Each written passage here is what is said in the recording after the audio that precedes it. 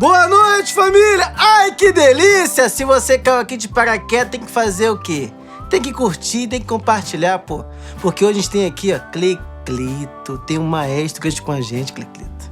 Arranjador e compositor. Lenda. Não, lenda? Eu tô até sem chapéu hoje, mano. Não, eu tirar o chapéu mais uma vez. Sarracene com você, Cleclito. Em 3, 2, arrasa. Alô! Tô feliz. Sérgio Sarracene.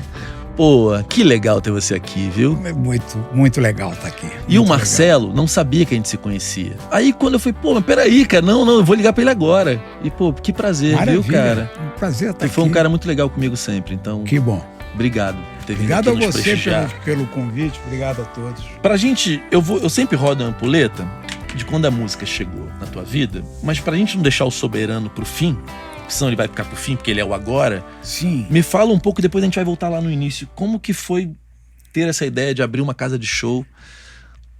Olha, Clê, em 2022, em plena pandemia, eu estava com dois amigos num barzinho ali em Itaipava, que é um vilarejo. Muita gente confunde Itaipava com uma cidade, mas não é um vilarejo, ou seja, um bairro de Petrópolis. Aí eu comentei com eles que, de máscara, né?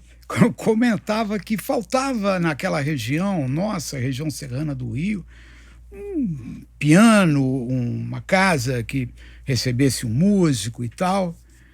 E eu comentei com ele, eu vou fazer essa casa. No dia seguinte, passei de carro para pegar minha mulher ali numa loja de ferragens, numa coisa assim. Passei na frente de um prédio abandonado há 12 anos. Passei, estacionei, procurei. Na hora eu visualizei que ali podia nascer um espaço bonito. Fui direto para... Avisei a Raquel por mensagem, fui para a administração da área ali do shopping, onde ficava esse prédio abandonado. E ali procurei contato imediato com o proprietário. Em uma semana, 2 semanas, já estava tudo alugado, as obras já estavam começando para fazer o Soberano. E na medida que a gente começou a avançar nessa ideia, a casa foi automaticamente se transformando num projeto muito ambicioso. Porque a ideia inicial era uma coisa menorzinha, Era uma né? coisa menor, mas acabou que virou um espaço muito grande, uma acústica espetacular, e a gente chamou profissionais super competentes, o Alexandre Rabasso, que está trabalhando com a Anitta nos Estados Unidos, o Carlos Martal, que é um técnico, luthier, um querido, o Alex Fonseca, Márcio Vederiti, enfim, uma turma de som que fez o melhor som que os clubes de jazz têm no mundo, segundo as próprias pessoas que tocam no Soberano. Quantas pessoas cabem lá sentadas? Lá cabem 100 pessoas lá dentro, no mezanino, no salão, e 40 pessoas lá fora, na varanda, onde você tem uma visão parcial do palco. E lá fora também o som é espetacular. O som é bom lá fora também. O som é espetacular lá fora também. E a gente teve a Adriana Calcanhoto inaugurando a casa no dia 5 de maio de 22. Em seguida veio o Francis Raime, enfim, o João Donato tocou 3 vezes lá logo no início, em 22. A Joyce, Alcione, Elba Ramalho, Egberto Gismonte, Ivan Lins, João Bosco, Léo Ganderman, Mauro Senise, Cristóvão Bastos. Virou um santuário da música mesmo, né? É um templo, virou um templo da boa música, e todos são unânimes, Clê, em classificar o Soberano como uma das maiores casas de jazz, de clube de jazz do mundo, né? E isso aí nos deixa com uma responsabilidade muito grande, e a minha ideia era poder rever os meus amigos, não é?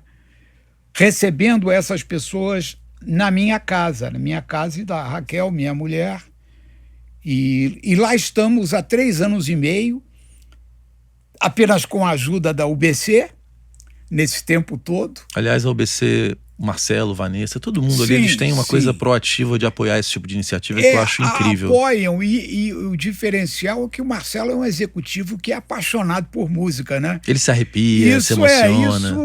Isso faz a diferença, né? Faz muito a diferença. Eles estão com muitas iniciativas, apoios a livros, shows, Exatamente. artistas. O meu canal, 2 anos com Exatamente. ele. Eu tenho uma gratidão pela UBC, pelo Marcelo. E eles estão apoiando o Soberano já há algum tempo, vão continuar apoiando. E é uma casa hoje, Clê, que é mais do que necessária para o músico brasileiro, porque os espaços estão acabando, não é? A inteligência artificial vem perigosamente avançando muito, assustadoramente, e eu não quero fazer uma previsão apocalíptica, mas eu acho que esses espaços pequenos como o Soberano vão ser, muito brevemente, os espaços de sobrevivência para a música orgânica, para a música viva. Quer dizer, no Soberano, no palco, não entra com inteligência artificial. Você, para subir o palco do Soberano, você tem que ser músico, bom músico, e se apresentar ao vivo ali na hora. Que é como todos os artistas que se apresentam lá se colocam no palco, tocando. Vocês têm show de quinta a domingo? De quinta a domingo. Quinta à noite, sábado à noite e sexta à noite. Sábado agora, o destaque da semana é o Ricardo Silveira, grande guitarrista, que já teve lá algumas vezes, teve sozinho, com o trio, com o quarteto, com o João Bosco ele teve 2 vezes, o João Bosco já teve no Soberano 4 vezes, o Ivan Lins volta pela 4ª ou 5ª vez também na Semana Santa. O Ivan tá morando na Serra também? Não. O Ivan tem casa em Teresópolis. Eu lembro porque eu estudava com o João e eles iam muito pra Serra, né? Isso, Terê, né? Teresópolis. E o Ivan, 4ª, 5ª vez. Enfim, todos querem voltar ao Soberano. O Francis vai voltar também na quinta-feira, antes do Ivan, para dar uma palestra, para falar sobre a vida dele, a carreira dele. E ele e o piano só.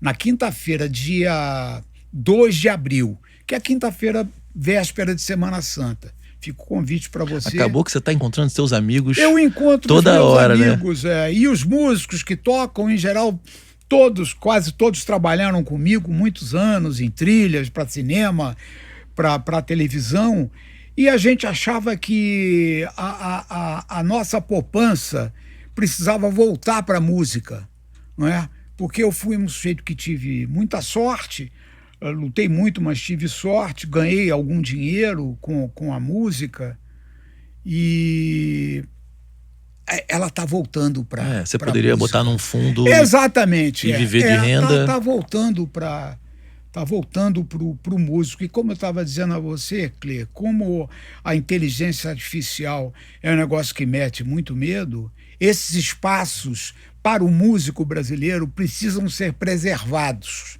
né? Onde você vai com a sua mulher, com a sua mãe, com o seu filho, com a sua namorada, para assistir um espetáculo de música viva, orgânica, não é? A centímetros. Que loucura a gente ter que hoje separar o que é música viva de música. É verdade. Não é? É uma coisa muito séria. Eu vou citar um episódio, se você me permitir. Uns dias atrás, o Nelson Faria mandou para um grupo de músicos que a gente faz parte um exemplo de um disco dele, do Nico Assunção e do Lincoln Scheib, acho que é um baterista, talvez eu esteja errando o nome dele. Ele vai tocar sábado com o Ricardo Silveira lá no Soberano. Uma música, eles tocando no disco, no LP, acho que é LP ou CD, tocando a música Pacatatu, não sei, uma música do Nico, um tema lindo do Nico Assunção. Aí o Nelson, pro grupo, olha, pessoal, recebi aqui de um amigo meu que não é músico, uma versão pop instrumental, claro, a original instrumental, dessa música aqui em cima. E abaixo vinha eu vou te mandar depois. Era um absurdo de bom? A versão completamente absurdo de bom. Absurdo de bom.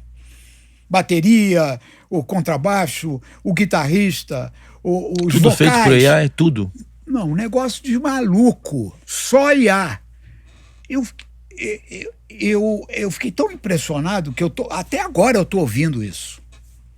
É muito impressionante. Eu acho que algumas carreiras, eu acho que elas não vão existir mais, né? Eu acho que os compositores de trilha sonora, começando do comercial, da trilha comercial de rádio, de um vender sabonete e tal. Isso vai até acabar. Os filmes, os longa-metragens, eu acho que isso corre um risco muito grande. Porque o que faz a inteligência artificial? Se você observar bem, a inteligência artificial, ela faz o que nós, compositores, fazemos. O que eu faço quando eu recebo uma encomenda? Eu tenho que sentar ao lado do piano, de uma mesa, e começar a escrever. Eu estou nada mais, nada menos fazendo o quê? Depois de absorver todas as informações que eu tive desde criança, as influências de todos os compositores, meus ídolos ou não, que fizeram parte da minha vida, eu utilizo tudo aquilo para escrever aquele trecho musical para um filme. A inteligência artificial usa como de uma insumo maneira, criativo. faz isso da mesma maneira. Com a música a música do planeta, ela vai pegar os demos, todas as informações possíveis, só que num outro contexto absolutamente tecnológico, e ela apresenta para você o resultado final. Qual é a diferença? Em 3, 4, 5 minutos está pronto e mixado. Mais diferença, você não gosta? Você manda trocar. Manda trocar.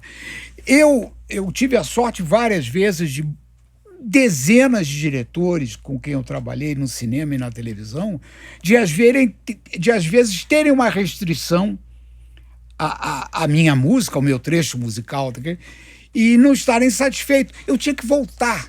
Ou então ir para um piano no estúdio, longe e tal, para refazer alguma coisa.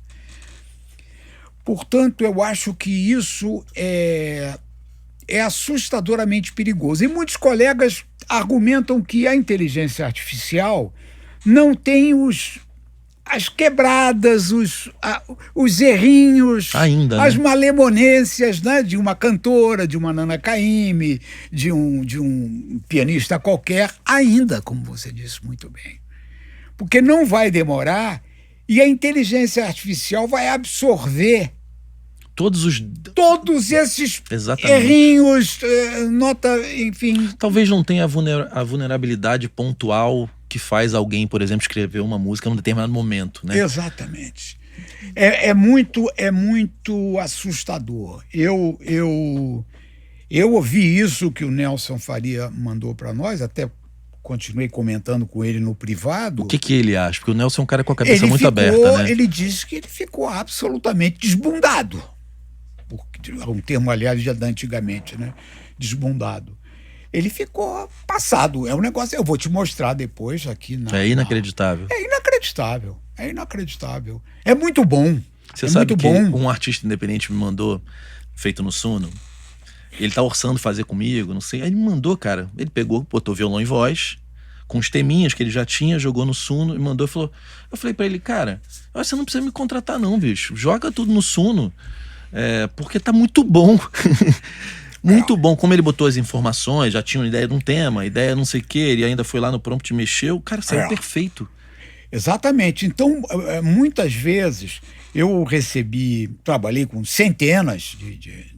Aliás, vou virar e desvirar de novo. Sim. Como que nasce a tua história com música? Qual é o teu primeiro encontro com a música, cara? Olha, eu tive uma família...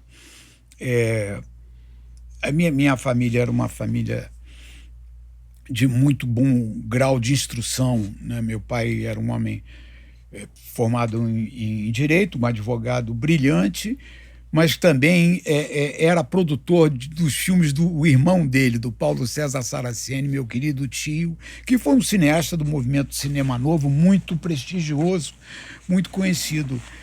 E na casa dos meus avós, onde a família se reunia frequentemente, finais de semana, a gente ouvia muito o jazz da melhor qualidade, ouvia Oscar Peterson, ouvia Bill Evans, tudo novo, tudo com 5, 6 anos de idade, não é? E eu sou de 52, então um pouco depois eu me lembro de Chega de Saudade, do João Gilberto, a Pantera Cor-de-Rosa de Henry Mancini, os LPs.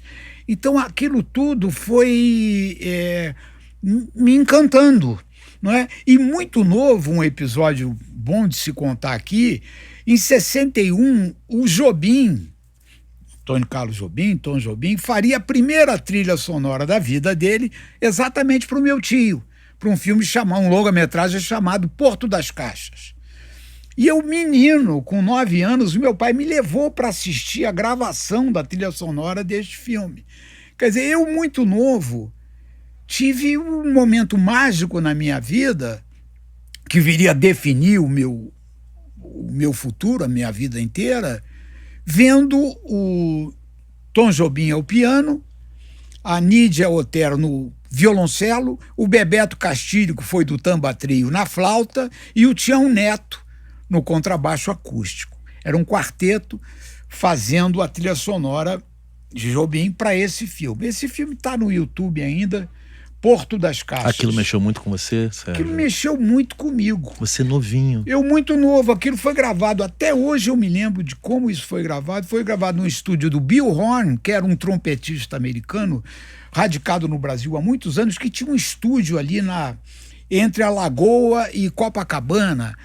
Rainha Elizabeth, não sei, agora me esqueci o nome. E eu me lembro que eu vi essa gravação, muito, muito pequeno. E frequentemente, Clê, nos laboratórios de revelação de filmes e tal, com moviolas, existiam na Rua da Passagem 2 laboratórios muito importantes, que era o da Líder Cinematográfica, e um pouco na esquina o estúdio do Hélio Barroso, que fazia muito cinema também, sonoplastia, gravação de trilha. Inclusive o Hélio Barroso, pai de um grande músico, Sérgio Barroso, contrabaixista. Não é? Você Célebre. Ia nesses laboratórios? Eu ia nesses laboratórios, eu era menino, e eu cruzava nos laboratórios com gente do nível de Nelson Pereira dos Santos, Leon Richman, Carlos Manga, Roberto Faria, Joaquim Pedro de Andrade, com quem eu viria a trabalhar anos depois.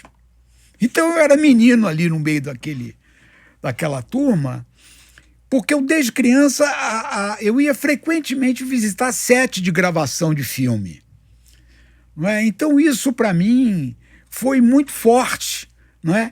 E 10 anos depois da experiência de Porto das Caixas, eu tive novamente com o Tom na casa dele, assistindo a confecção dos arranjos da Casa Assassinada, que foi o segundo longa-metragem do Jobim, também para o meu tio, com produção do meu pai. Aí você já músico.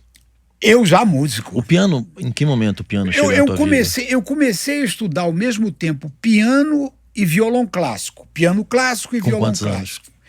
Eu devia ter 11, 12 anos. Foi super prematuro. Né? Prematuro. Eu estudava piano com a Eunice Catunda, que era aluna do Kohreuter, que vinha a ser um mestre de muita gente, inclusive do próprio Jobim. Teve uma noite que eu levei, a pedido dele, Eunice Catunda, na casa do Tom. Passamos lá uma noite super agradável com ela tocando, uma pianista extraordinária. E foi na Rua Codajás, onde morava o Jobim, no Leblon, ali no Jardim Pernambuco. Sim.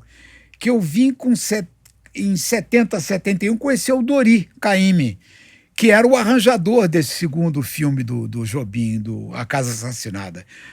Depois o Klaus Ogerman, ele e o Klaus Ogerman gravaram trechos do filme A Casa Assassinada nos Estados Unidos, inspirado nos arranjos do Dori. Dori depois se tornou um grande amigo, me chamou inclusive para fazer parte da pequena orquestra daquela peça Arena Canta Zumbi, uma peça um musical super importante. E depois também voltei a me encontrar com Dori Caymmi, um querido, que hoje é nosso vizinho da região serrana, né? Ele está lá também na Serra? Tá lá na Serra, ele e a mulher, a Helena. Aí tivemos uma longa jornada na TV Globo também. Desde o final dos 70 e nos anos 80 Acho que você não teve dúvida de carreira, né? Eu não tive dúvida, porque eu sempre tive muito apoio da minha família. Quando você falou que queria ser músico, eles apoiaram. Era aquilo que eu queria, eles me apoiaram. Eu entrei, fiz 2 faculdades, porque minha mãe queria que eu fizesse direito. Ela queria? Queria. Qual era o nome da tua mãe? Dona Nair queria que eu fizesse direito. Então eu fiz 2 vestibulares. Eu passei para a Universidade do Estado da Guanabara, o UEG, hoje é o UERJ, e entrei na FEFIES, que hoje é Unirio, Faculdade de Música. Tive a alegria de tirar primeiro lugar no vestibular. Na prova oral, na prova presencial, eu fiz a prova tocando Invenção de Bar no piano e uns prelúdios de Villa-Lobos, 2 prelúdios de Villa-Lobos no violão. Passei em primeiro lugar, tive essa felicidade. E eu estudava muito. E direito você passou? Passei também. E aí, como que você resolveu o problema? Mas no segundo ano eu parei, segui só na música. Você fez o primeiro, você foi fazendo os dois. Fazer um carinho na minha mãe. Agora, eu tinha um hábito que marcou muito a minha vida, Clê, desde menino, que era ir às salas de concerto que tinham aqui no Rio, né? Eu posso dizer com segurança que eu ia toda semana à Sala Cecília Meirelles e ao Teatro Municipal pelo menos uma vez por semana. Desde 15, 16 anos até a fase adulta. Apaixonado. Apaixonado pela música de concerto, música clássica, música erudita, e para ver muitos músicos de jazz também. No Municipal eu vi Oscar Peterson, eu vi Ella Fitzgerald, eu vi Sarah Vaughan, eu vi Bill Evans. O cinema era uma paixão sua também? Ah, sim, desde novinho? sempre, desde novo, porque meu pai comprava muitos discos de trilha sonora, né? E aquilo era uma paixão. Eu posso atropelando os assuntos? Claro, cara. Aí depois de 77 eu fiz o meu primeiro longa-metragem encomendado pelo meu tio. Você não tinha para Berkeley ainda? Não, já tinha ido para Berkeley em 72, 3 e 4, lá atrás. Foi importante para você? Foi importante. Foi importante. Agora foi mais importante como uma vivência, né? De você estar num mundo absolutamente novo, né? Para um pós-adolescente, né? Imerso na música. Imerso na música. Eu morava lá, eu morei um bom tempo no dormitório chamado dormitory da escola, e uma escola muito bem aparelhada, né? São saletas que tem um piano, várias, para você entrar, fazer a prática, entrar com o seu instrumento. E aí estudava o quê? 8 horas por dia, né? Ia estudando nos intervalos muito, né? E morava o nosso quarto era com 2 músicos, assim, maravilhosos, né? E grandes professores também na época da Berkeley. Eu fui um dos primeiros brasileiros lá, né? Com a Célia Vaz. Célia Vaz um pouco antes de mim, Vitor Assis Brasil, nessa época, que se tornou um grande amigo meu, Zeca Assunção, Cláudio Roditi também, né? Falecido há 3, 4 anos. Você chegou lá com um nível bom já de instrumentista? Cheguei com um nível bom, tocando muito bem e já... um nível acadêmico já bastante razoável.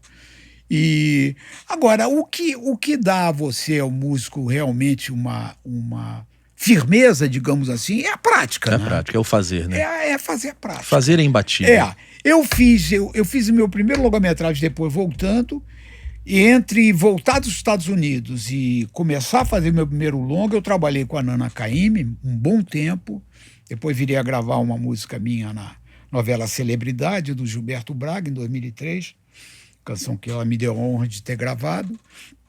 Trabalhei um tempo com o Emílio Santiago, com a Beth Carvalho, e depois, quando eu tive a primeira oportunidade de fazer o meu longa-metragem, aí eu senti que não ia parar mais.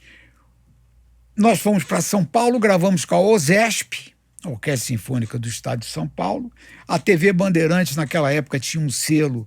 A gente conseguiu que eles lançassem um LP da trilha do filme. E o que eu fiz com a trilha do filme? Eu acordei de manhã, um dia eu falei, puxa, eu vou à porta da TV Globo, eu vou ver se eu consigo lá a atenção de alguém, porque acho que eu agora preciso, entre um filme e outro, eu não sei quando virá o segundo filme, eu vou ter que me virar. E o único lugar que tem orquestra é a TV Globo, eu pensava comigo. Não existe mais nenhum outro caminho para mim, já que eu estou na música popular, para fazer cinema, eu acho que essa escola vai servir para mim. Eu acordava cedo, comprava o Jornal do Brasil, botava 1, 2 LPs dentro do jornal e ia para a porta ali do departamento musical da Globo, na rua Avô Martins, esperar aqueles músicos maravilhosos passarem por ali, ou os produtores musicais, para pedir para ouvir o meu disco e tal. Eu fiquei fazendo isso uns 3 meses, até que consegui lá que um daqueles responsáveis lá alguém por te deu encomenda atenção. me deu atenção. Eu comecei a fazer uns arranjos através de nota contratual, né? Não era ainda empregado como viria a ser admitido. E gostaram, e eu continuei fazendo até que vagou um lugar e me colocaram como músico na orquestra, e logo depois vagou outro lugar como maestro. Eu entrei como maestro na carteira de trabalho. Era assim que o meu cargo ficou de 78 a 90, quando a orquestra foi dissolvida.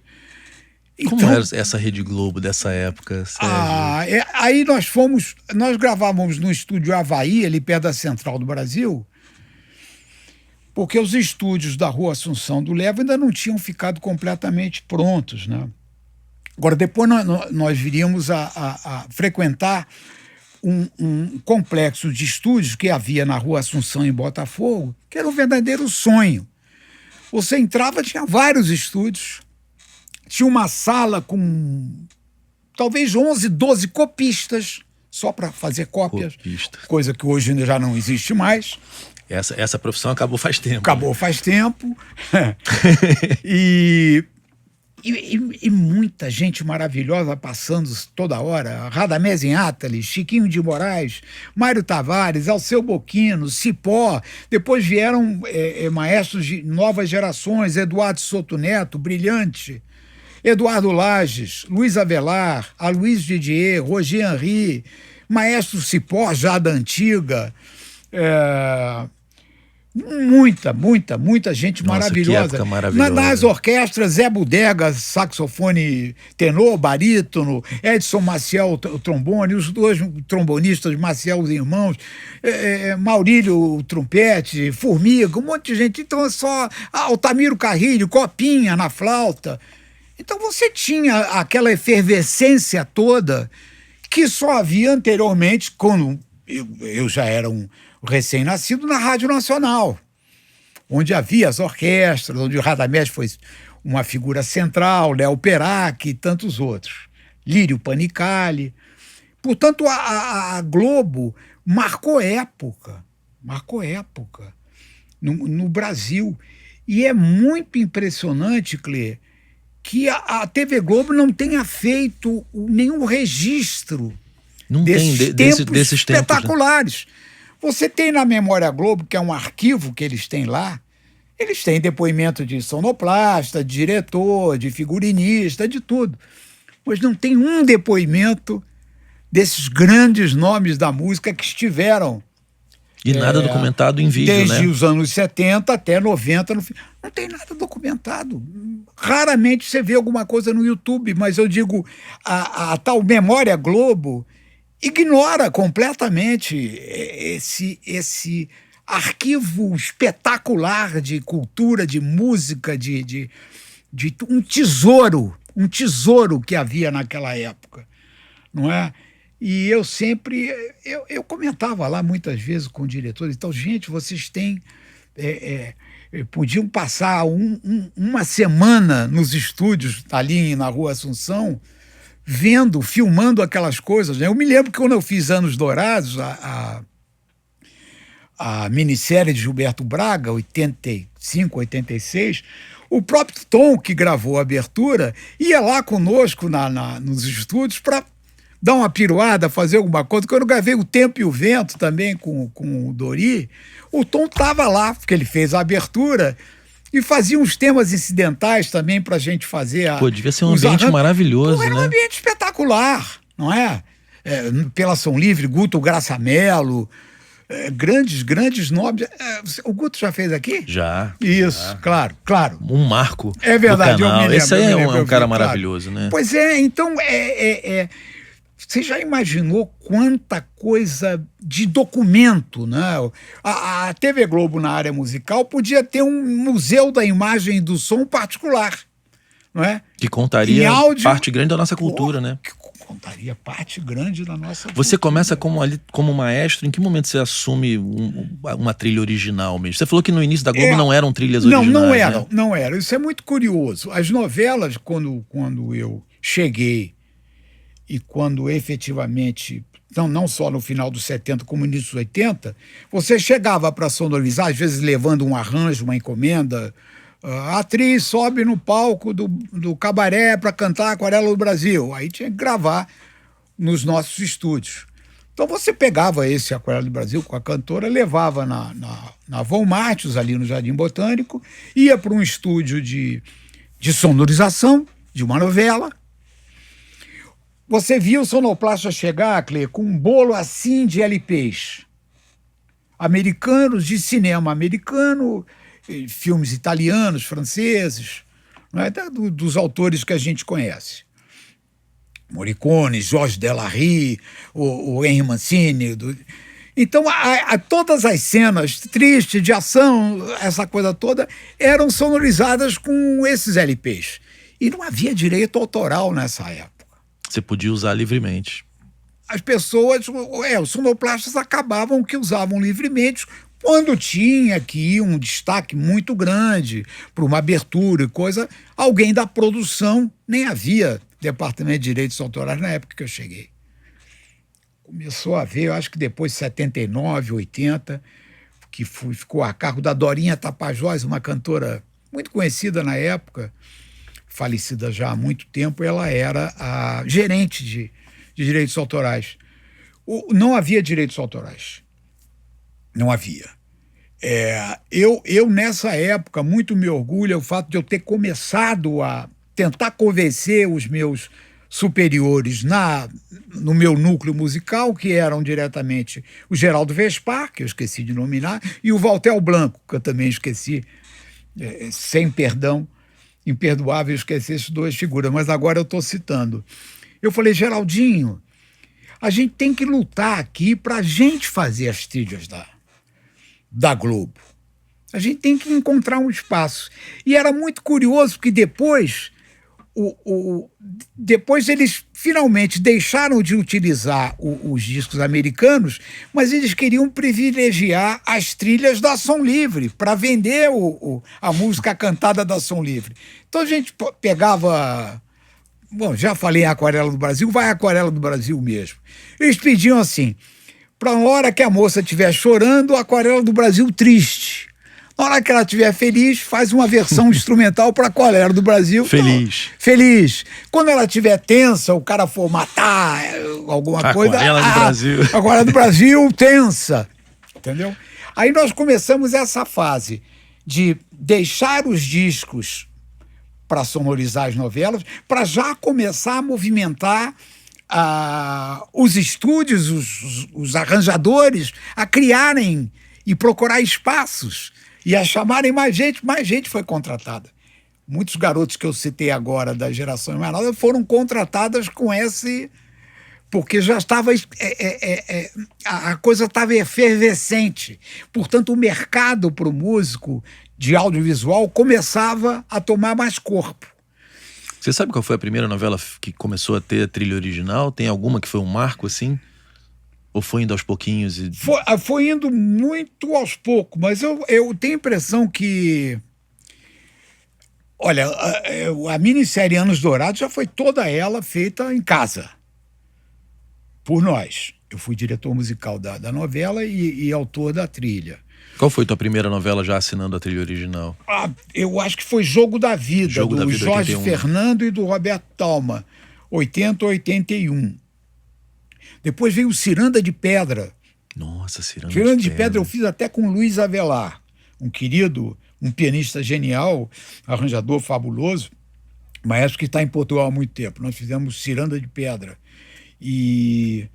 Mas eu fiz muita coisa, muita novela, muito caso especial, né? Que naquela época tinha Quarta Nobre, Caso Especial, Teletema, novelas. minisséries. Como era esse processo? Porque hoje em dia os meus amigos que trabalham na Globo, fazendo trilha, joga no banco lá e é uma coisa muito menos pessoal, né? Como era a interação sua com o diretor? Na minha época era muito pessoal e os diretores muito se envolviam mesmo. O Roberto Thalma, um cara que era baixista também, amador, muito interessado em música, ele era muito atento a essa fase de confecção dessas trilhas originais e tal, né? Volta e meia ele estava no estúdio assistindo gravação. Walter Avancini também era um cara muito atento. Eu me lembro que no Cravo e a Rosa, uma novela super, já passou várias vezes, não vale a pena ver de novo, do ano 2000, ele me encomendou, através do Máriozinho Rocha e a mim diretamente também, 3 temas cantados. E eu nunca tinha feito tema cantado para novela. Até 2000 não tinha feito. E aquele cantor Belo estava naquele grupo Soweto, ia começar uma carreira solo. Aí eu fiz 3 músicas. As 3 músicas o Walter Avancini aprovou, o Máriozinho aprovou, e deu uma pro Belo, que se transformou num grande sucesso, que era o Tua Boca. Mel, tua boca tenho mel, sabe? Virou sucesso de carreira dele. Virou o primeiro sucesso de carreira dele, que deu um impulso nele a carreira solo. E foi sucesso em todo o Brasil. Eu falei, pô, mas logo a primeira música que eu fiz para encomenda de novela foi pro Belo, né? Que logo depois se enrolou todo com a polícia, foi preso. Esse cara é um belíssimo roteiro de filme, né? É verdade. Porque ele sobe, aí cai, sobe, cai, né? É verdade. Aí depois eu fiz uma para Joana, a cantora Joana, que também foi muito bem nas paradas, uma outra para o Jair Rodrigues, e logo em seguida eu fiz, o próprio Avancini me encomendou uma novela chamada A Padroeira, e a que eu fiz para ele virou Abertura, cantada pela Joana. E a abertura, todo mundo queria ter na abertura, a abertura, né? Todo mundo queria ter uma abertura.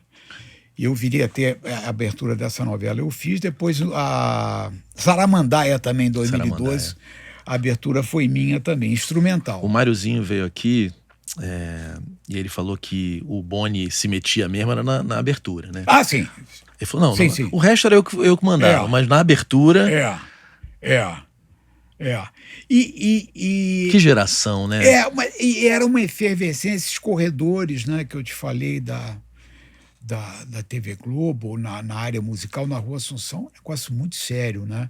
E ao lado também era a Som Livre, né, que tinha também 3, 4 estúdios, também um entra e sai lá, sempre efervescente, aí já com as estrelas, né, gravar LPs, né, que o João Araújo fazia, aquela coisa toda. O Máriozinho entra em que momento nessa tua história? Porque vocês trabalharam muito juntos, né? O Máriozinho, ele chegou, acho que em 90, né? Eu acho que foi em 1990. Ele chegou, parece que ele assumiu a cadeira dele já com a orquestra sendo dissolvida. E depois eu fui para o SBT em 94, depois voltei pela Globo News, quando a Globo News foi inaugurada em 98, e aí voltando para o SBT. Eu imagino a notícia chegando, vamos fechar a orquestra. Foi muito, muito ruim, muito doloroso, né? Porque muitos músicos ficaram sem emprego e aquela história não foi registrada, Clê. Entendeu? Isso é muito triste. Apagou. A história não foi registrada, né? Você teria ali depoimentos importantes de gente importante, né, para falar sobre isso. E muitos cantores poderiam ser ouvidos que participaram daquilo, né? Porque aqui pelos corredores chegava lá toda hora Elba Ramalho para gravar um tema do que ia para o Fantástico. Chegava o Roupa Nova, era um grupo que era contratado nosso da casa todas as terças-feiras de manhã. O Roupa Nova mesmo, o grupo Roupa Nova. Não era gravando os arranjos de vocês, né? Indivíduos que por acaso estavam lá. a banda Roupa Nova foi contratada pela TV Globo para fazer músicos de estúdio, para gravar coisas que a gente achava que eram adequadas. O Eduardo Souto Neto gravou o tema da Vitória numa manhã, a base, né? Depois ele viria botar sopro, gravou a base com Roupa Nova. Então, toda terça-feira, tudo aquilo que tinha um swing especial, porque eles são fabulosos, São fabulosos, né? São Excelência, fabulosos. né? Então, eu estava até falando com o Fegali na semana passada por telefone. Pô, que tempo bom, né? Eu falei, puxa, o Ricardo já tem 45 anos, isso quase, Acho que em 81 que eles foram contratados. Eu acho que Roupa Nova deveria ser muito mais valorizado. Pelo público eles são valorizados, porque eles lotam tudo em qualquer lugar. Eles são músicos e eram músicos muito competentes. Já novinhos. Já novinhos, Eram músicos de estúdio, de leitura, né? Eram caras incríveis. Nessa época a leitura ainda era uma coisa necessária, né? Você tinha... Os músicos ali eram... Todos liam rápido. Todos liam rápido e que tinha que ler, né? Então eu me lembro que só ali na metade dos anos 80 começaram a chegar ali os teclados melhores e tal. Eu acho que isso é que acabou com a orquestra, né?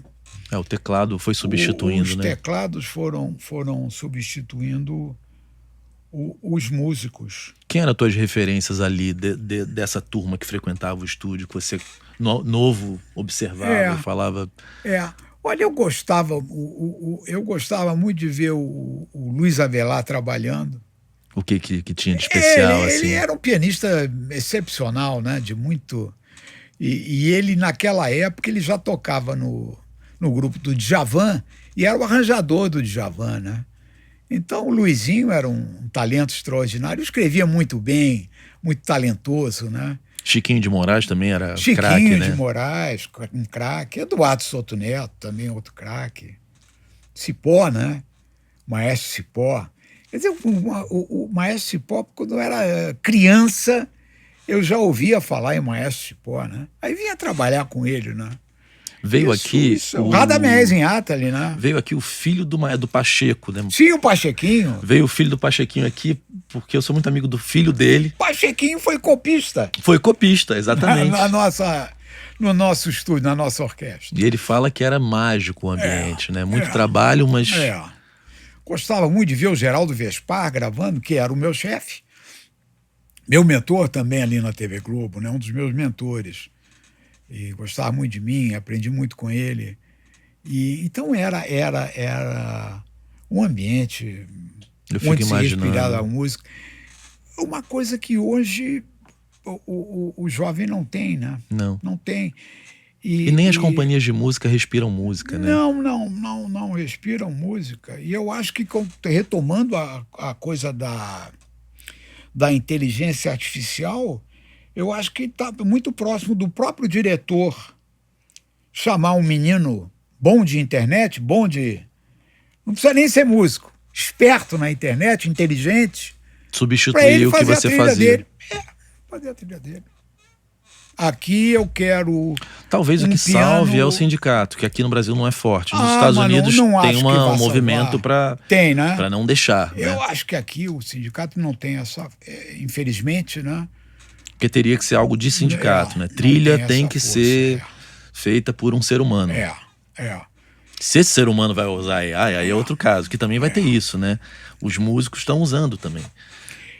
Eu tenho um amigo meu dizendo assim, cara, quando é trilha, TV a cabo, o dinheiro é ruim, eu faço rapidinho ali no Suno e mando. Quando a trilha é boa, estão me pagando bem, merece o meu tempo, porque tem isso também, né? O dinheiro vai diminuindo. Você fala, então tá, toma aí, tu quer pagar pouco? Te mando isso aqui. E tem uma questão aí ética, né? Que você não vai saber exatamente quem se faz passar por um músico de formação acadêmica, talentoso, etc., que entrega alguma coisa a algum diretor desavisado, que não foi ele que tenha feito, que foi a IA que fez. A gente nunca vai saber, isso, né? Aí é um território desconhecido, né? Eu estava vendo palestras é muito assustador. O mais assustador é porque aquilo que você falou é super verdade, né? tudo que você viu, que você ouviu, que você viveu é insumo para tua criação. Claro. Então a gente, como ser humano, a gente sempre fez isso e a gente não paga direito autoral, né? Exatamente. Das nossas inspirações. Mas eu que uso muito o ChatGPT para muita coisa, eu acho que em algum momento eu tenho essa esperança, né? Que na hora que você peça alguma coisa ali, vamos supor de música ou de escrita, que se detecte que aquilo ali foi para chegar naquele resultado, passou por maestro tal, e essas partes recebem por terem sido inspirações daquilo. Eu acho que esse é o caminho, porque não deve ser tão difícil isso existir. Porque as pessoas sempre pedem, eu queria fazer uma luz como o filme tal. O cara sabe que você usou aquela referência no prompt. Aquela referência. Aquele direito tem que ser pago, né? Eu acho que é o caminho. Não sei se a gente vai conseguir isso, mas... Eu acho uma coisa... Muitos diretores, tanto de cinema como televisão, chegavam para mim muitas vezes e diziam: Sérgio, aqui eu quero alguma coisa parecida, vamos supor, como o Dave Grusin fez em A Firma com Tom Cruise, aquela cena tal. Aí uma outra circunstância, aqui eu quero algo como grandioso, como um Morricone dessa... Então, o que você faz hoje? Você, até onde eu estou informado, né? Porque eu já abandonei a minha carreira há 12 anos atrás. Ainda bem, né? Porque eu não tenho que viver esse drama existencial que os meus colegas estão vivendo hoje, esse drama ético existencial. O diretor, com aquele programador esperto, inteligente, que mexe bem com isso. Olha, aqui eu quero esse pedaço da trilha de 1 minuto, 17 segundos e meio, com esse trecho aqui do Morricone que eu estou te mostrando, que depois tem mais 14 segundos deste outro trecho aqui. Ele alimenta esse menino que sabe mexer com essas informações, porque cinema é demorado para gravar, que muitas vezes você não acerta a divisão de segundos, as nuances de cada cena. Você imagina isso feito com inteligência artificial, exatamente no tempo. E daqui a pouco você vai conseguir... Zero risco de dar errado. Dentro de o cinema, não sei qual é a plataforma que usa para edição, mas vai ter algum momento que dentro do Final Cut ou do sistema que for, você vai falar: quero uma trilha para esse pedaço aqui. Exatamente. Aí o troço já vai sincado. Então o diretor, com esse garoto esperto, eles vão almoçar, depois começa a trabalhar, no final do dia eles têm um longa-metragem pronto, Cleiton. Eu vi um documentário lindo, todo de AI, e eu só soube que era de AI depois. Porque eu tô muito curioso e apavorado, é um mix de tudo, porque ao mesmo tempo tem uma coisa, a medicina evoluindo rapidamente, né? Tem coisas boas no meio disso tudo. Quando eu vi o documentário, eu falei: cara, fudeu. É óbvio que é um cineasta famoso, depois eu vou te mandar.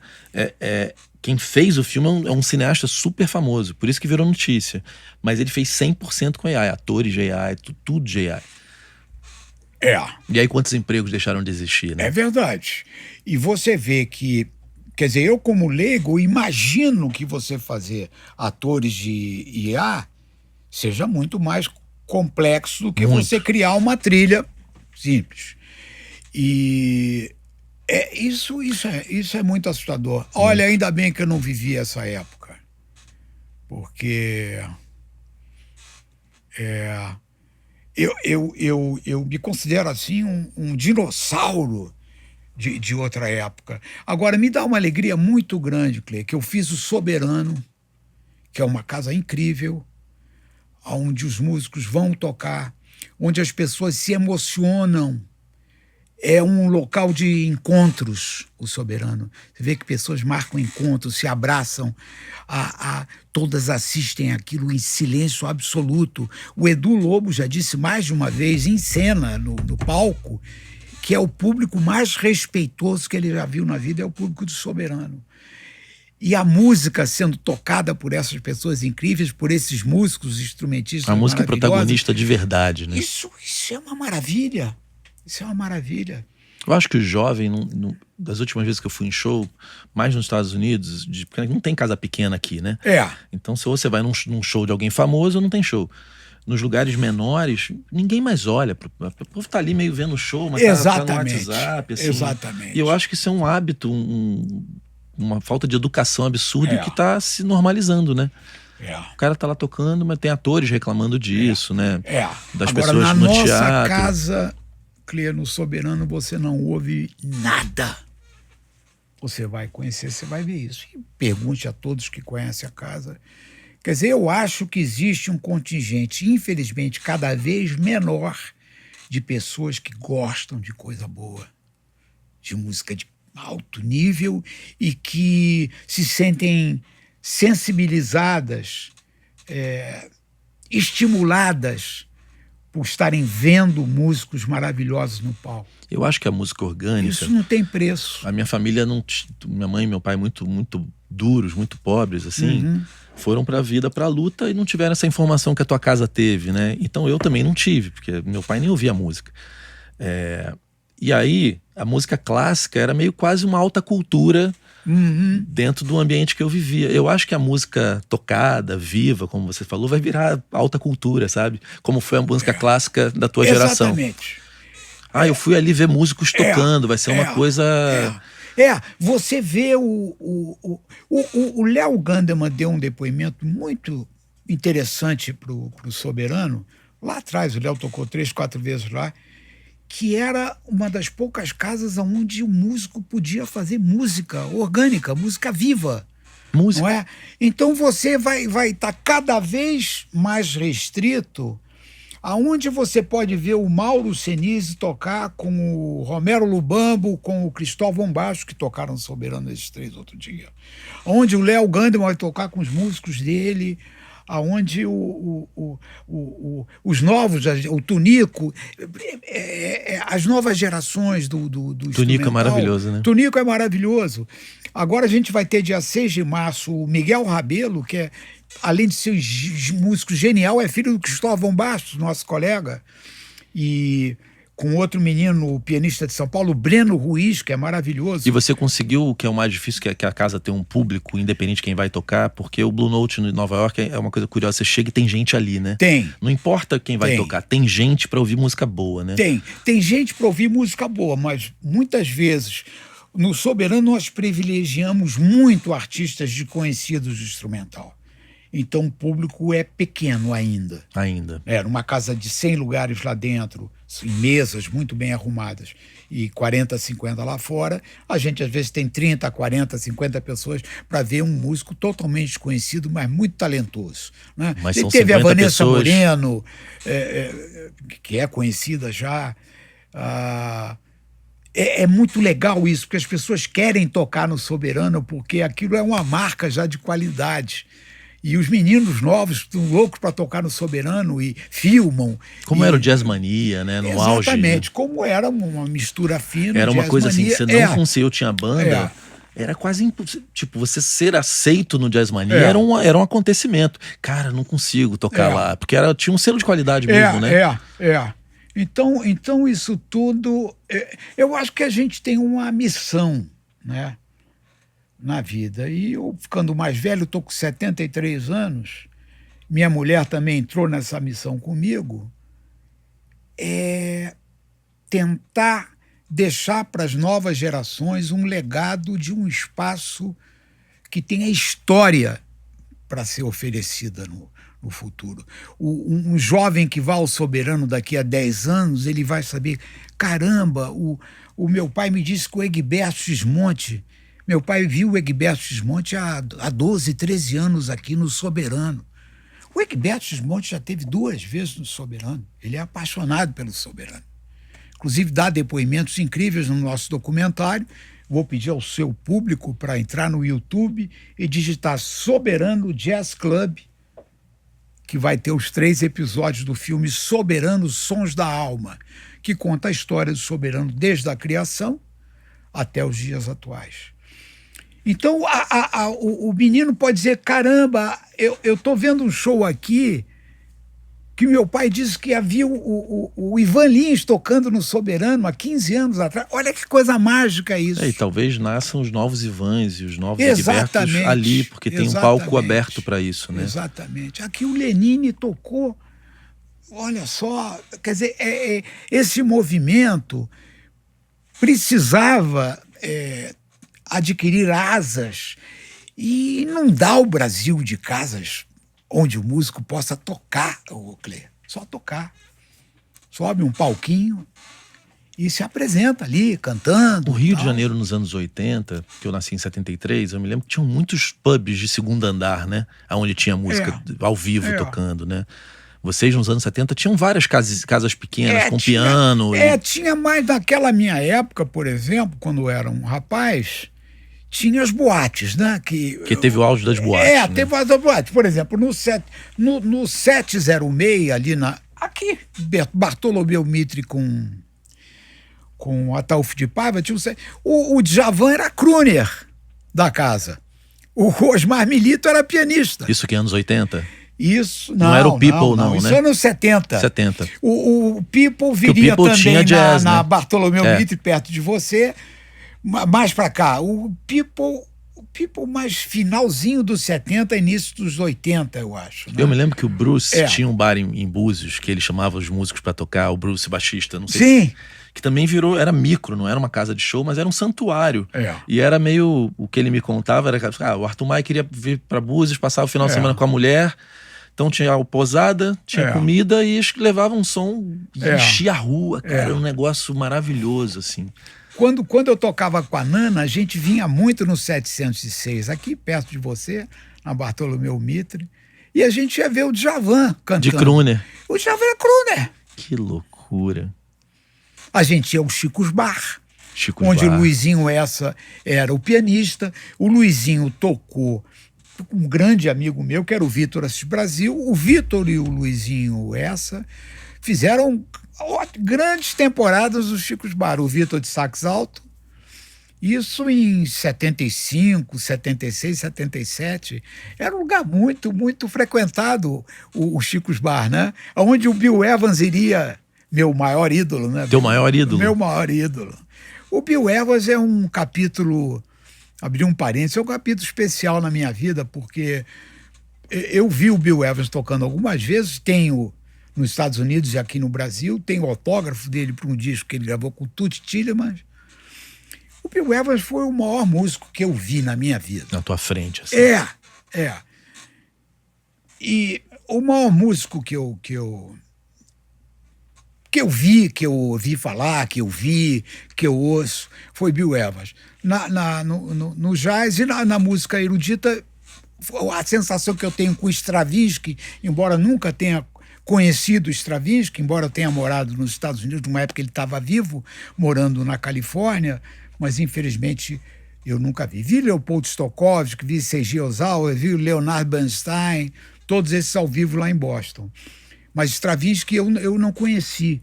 Agora, o Bill Evans,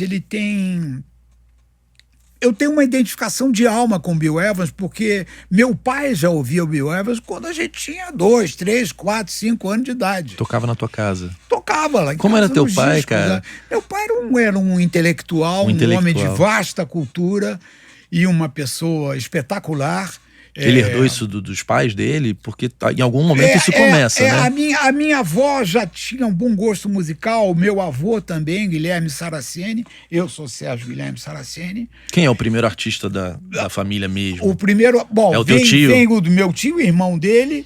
Depois, modestamente, vim eu e veio a Denise Saraceni. Que meio constrói uma história paralela à tua dentro da Rede Globo, né? A Denise, logo depois que eu consegui entrar para o departamento musical da Globo, ela conseguiu uma vaga de produtora no Malu Mulher, dirigido pelo Daniel Filho, com a produção da Maria Carmen Barbosa, que chamou a Denise. E depois ela rapidamente se tornou assistente de direção do Denis Carvalho e rapidamente virou diretora. E eu trabalhei muitas vezes com ela, também no ano 2000 para frente, trabalhei muito com ela. A Muralha... enfim, muitos programas, Dalva Erivelto foi Denis Carvalho, enfim, um monte cheio de charme, um monte de coisa. E a Denise foi a primeira diretora de núcleo mulher do Brasil. A primeira diretora mulher do Brasil foi a minha irmã, na TV Globo. Isso não é pouca coisa, não. Não havia até então. Até hoje E a primeira são poucas, né? e é a primeira diretora de núcleo também da TV Globo. Quer dizer, a gente tem uma época aí do Brasil que precisa ser festejada. E voltando para trás para meu pai era um homem que ele e o meu tio, Paulo César, estavam sempre às voltas com muitos diretores. E na ditadura, meu pai ajudou muito preso político na ditadura. Todo esse pessoal de cinema, o próprio Leon Risman, Glauber Rocha, um monte de gente. Ele ajudou essa turma. Ajudou essa turma toda. Até me lembrei, outro dia, meu tio estudou com o Bernardo Bertolucci em Roma, cinema. Uau. Então, Pô, teu frequentemente tio devia ser um cara incrível, né? um cara incrível. Também outra cabeça de vasta cultura e um homem visionário, maravilhoso. Eu uma vez cheguei na casa da minha avó, estava o Bernardo Bertolucci comendo uma canja lá da minha avó, entendeu? Que maravilha. Olha que ambiente, né? E frequentemente na casa da minha avó iam vários cineastas, Glauber Rocha, Joaquim Pedro, tava sempre um monte de gente lá. Às vezes o cara separava da mulher, corria para casa da minha avó para dormir lá.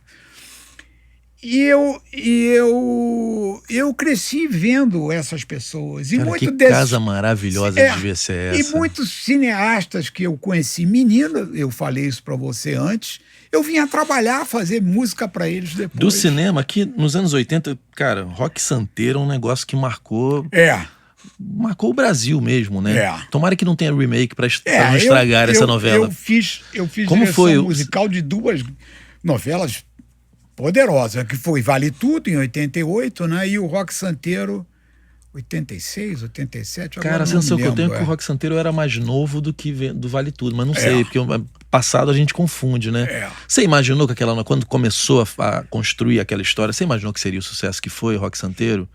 Porque essas duas novelas, elas... Olha, eu acho que eu imaginei que Roque Santeiro fosse ser um grande sucesso, porque foi uma novela que já tinha tido problema com a censura antes. E ela não pôde ser exibida na sua totalidade. Houve uma parada na ditadura militar, então a novela ficou prejudicada. Quando ela voltou, eu falei, essa novela tem um potencial de estourar pelo que ela já traz de antes com o Dias Gomes. O que aconteceu depois com Saramandaia, que eu fiz em 2012, que também tinha tido uma história de censura do mesmo Dias Gomes. Dias Gomes estava vivo quando a gente fez Roque Santeiro em 88, e em Saramandaia ele já tinha falecido. Quer dizer, a presença do Dias Gomes e da Janete Claire em toda aquela época, nos anos 70, 80, foi muito poderosa, né? Foi muito forte. Bem amado, né? Bem amado, maravilhoso. Bem amado, né? O briefing dessa novela, como que aconteceu, assim, do Roque Santeiro? O Roque Santeiro, a gente estudava muito os personagens, né? Também uma coisa que sempre contribuiu muito foi a convivência do músico, né? Naqueles ambientes de filmagem, nos sets de filmagem, de gravações dos estúdios. Nessa época vocês iam? Mas eu frequentava aquilo para obter dos diretores, que era sempre mais de um, né? As informações, as dicas, né? Isso tinha muito. Eu não creio que isso exista mais hoje. Eu acho que não. E no comprometimento, set, o cara... Mas agora, depois de tudo que a gente falou, né, Clê? Cada vez menos, né? O envolvimento emocional, né? Quando eu fazia filme, começava na moviola, com o diretor na moviola, trecho por trecho, né? E botava aquele rolo do negativo do filme na moviola, aquele troço enorme. E depois aí vieram já os computadores. Nessa época, por exemplo, a trilha, o Máriozinho apitava alguma coisa na trilha incidental? Não. Ele só cuidava da música do fonograma, né? Dos fonogramas. Verdade seja dita, ele dava liberdade pros maestros. Naquela altura já havia os compositores, os maestros. Os maestros foram acabando, né? Porque não havia mais, a gente costumava ter o título de maestro para aquelas pessoas que mexiam com orquestra, na nossa época. Depois a coisa foi mudando de figura. Era mais a figura do tecladista, do guitarrista, que comanda muito bem em casa ou no seu estúdio privado, né, a sua parafernália toda. Então isso mudou muito, né? Agora, ele dava liberdade para os profissionais trabalharem e ele efetivamente cuidava do repertório comercial da empresa. Porque o que via som livre, era que era um baita produto, vendia muito, exatamente, vendia muito, né? Sobretudo naquela época de LPs, de CDs. Não, e uma música em novela mudava a carreira de um artista, né? Exatamente. Mas ele nunca se envolveu no sentido de pressionar, de nos perturbar. Sempre deu toda a liberdade para que as pessoas fizessem os seus trabalhos, que vinham já encomendados pelos diretores assistentes, pelos diretores, né? Dos diretores que você trabalhou muito, qual era a particularidade dessa relação? Porque deve ser diferente, né? Cada relação é uma relação, né? E você já deve conhecer esses diretores, de trabalhar muito com eles, né? Muitos diretores eram chatos também, né? Muitos diretores muita pressão chatos. Também, né, Sérgio? Que muita pressão, às vezes também não só pressão, mas como prepotência, né? E eu me lembro muito de uma coisa muito que nunca tinha acontecido, de um diretor muito famoso me chamar para fazer um filme. Ele não foi na Moviola me mostrar os trechos que ele queria. Ele deixou que o montador, que hoje chama-se editor, me passasse as instruções. Ele não foi à gravação com uma pequena orquestra que estava gravando, né? Depois do programa eu te digo quem foi, e não estava presente. Quer dizer, isso é uma coisa inconcebível, né? O senhor não está presente. Uma outra coisa que eu podia contar para o teu público é que todos os anos 70 e uma boa parte dos anos 80, os diretores de cinema brasileiro, a preocupação deles era mais com a canção tema de abertura. Mesmo no cinema? Mesmo no cinema. Não havia essa preocupação da importância de uma trilha original nos filmes desses caras. Poucos eram aqueles que sabiam, entendiam que uma trilha bem feita pode contribuir para o filme dele. A maioria não sabia. Quem que nós vamos chamar para cantar a música tema? Quem que nós vamos chamar para compor a música tema? Então, um compositor popular conhecido fazia a música tema, eu não vou dar nome aqui, chamava a cantora ou o cantor popular, e a trilha fica para depois. Entendeu? Em que momento que isso muda no Brasil? Isso começou a mudar. Eu fiz uma luta muito grande. Em 81, no Festival de Gramado, estávamos concorrendo 5 filmes. Estava eu, Egberto Gismonti, John Nashling, Tavinho Moura e um quinto filme que era sonorizado com discos. Na hora da melhor música original, quem ganhou? O filme do disco. Que absurdo. Aí eu estava com o John Nashling, que estava em Gramado, o Egberto não estava e o Tavinho Moura também não estava. Eu falei, o John Nashling, nós temos que fazer um fuzuê aqui, porque isso é um escândalo. A gente faz trilha sonora original e o júri dá pro filme de disco. Aí nós chamamos o Estado de São Paulo, fizemos lá um fuzuê, entendeu? Eu e o John Nashling, com o filme da Tezuka Yamazaki. E aí conseguimos fazer uma reportagem, começamos a falar nisso tudo. E ao mesmo tempo na Globo, eu estava num trabalho muito forte junto aos meus chefes, Geraldo Vespari e Valtel Blanco, para a gente incluir a música original, livre das amarras da Som Livre, nos programas de televisão. E não havia direito autoral até 87, 88. Eu participei da fundação... Caramba, vocês não ganhavam nada. Não ganhava nada. Nossa, se você tivesse ganho desde o iníciozinho... Inúmeras novelas minhas, minissérias, estão na Globoplay. Parece que agora eles vão começar um trabalho de ouvir isso e reclassificar toda aqui o sheet de acordo com o original. Quando passa um Vale Tudo, na Vale a Pena Ver de Novo, vocês não ganham? Não, o Vale Tudo dos anos 80. Né? Isso, Teve dos anos, outro não, dos anos agora, 80. Né? Quando passa não vale a pena ver de novo. O Vale Tudo atual, o Clê, não tem planilha.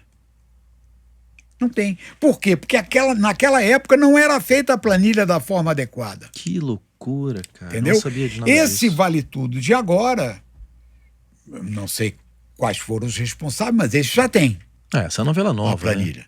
Né? Agora... Tipo, Rock desde Santeiro a também não época- tinha planilha, não tinha nada. Não.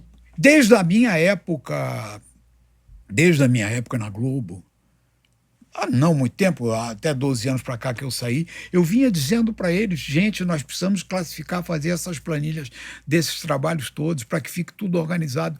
Nunca me ouviram e, enfim, isso vai dar confusão, né? Isso passa no mundo inteiro, né? São novelas que passam... Isso vai dar confusão, porque hoje em dia, uma das poucas coisas que funcionam muito bem no Brasil é o direito autoral, né? Sim. É o ECAD. Sim. O ECAD, me perdoe alguns colegas que nem gostam do ECAD, mas o ECAD faz um trabalho brilhante Eu também acho. de apuração, E eu vou te falar, espetacular. Sérgio, E as associações também, Também. como a UBC, por exemplo, e outras. O A gente tem ECAD que parar faz de falar mal. Claro. E pior é que muita gente fala mal sem saber. Pô, Isabel faz um trabalho lindo lá. O Marcelo faz um trabalho na UBC maravilhoso, verdade, né? É verdade. Eu sou muito grato ao trabalho que o ECAD faz. Até em 2012, durante a novela Cheias de Charme, que foi um mega sucesso. Foi muito sucesso também. Também uma novela muito musical, com muitos temas que eu fiz com um parceiro meu, Ronaldo Monteiro de Souza, que também foi parceiro na música do Belo, da Nana Caymmi, de várias outras. Eu convidei uma turma do ECAD para assistir às sonorizações, né? E foi muito bacana esse intercâmbio, né? Que nós, através da TV Globo, fizemos com o ECAD. Eu acho que o ECAD faz um trabalho impecável desde a época da Glória, que foi a primeira superintendente dessa nova fase. E é uma coisa muito nova, né? O ECAD é uma coisa nova, é recente. Pois eu acabei de te dizer que nos anos 80, no início, não tinha nada. Tinha o ECAD, mas era tudo muito incipiente, tudo muito amador ainda. Agora, hoje, sem sombra de dúvida, eles fazem um trabalho impecável. Trabalho de checagem, né? Tem vários estudantes de música lá fazendo a apuração, né? Tem uma novela minha agora no ar, que é A Rainha da Sucata, tá passando agora Essa de também tarde. foi um sucesso. E a Globoplay é um sucesso, né? Exatamente. As pessoas assistem novela, sempre que lá em casa vira e mexe na TV, tá um Globoplay novela antiga. Essa novela, eu fui diretor musical, fui o único autor da trilha toda original, já nessa época, e eles estão pagando um dobrado lá para apurar, porque eu tento mandar os fonogramas que eu ainda descobri e tal, né? Porque tem que pagar as pessoas, né? E os meus colegas que trabalharam comigo, porque eu sempre fui muito cuidadoso com isso. O preenchimento das fichas da maneira correta, com os músicos participantes.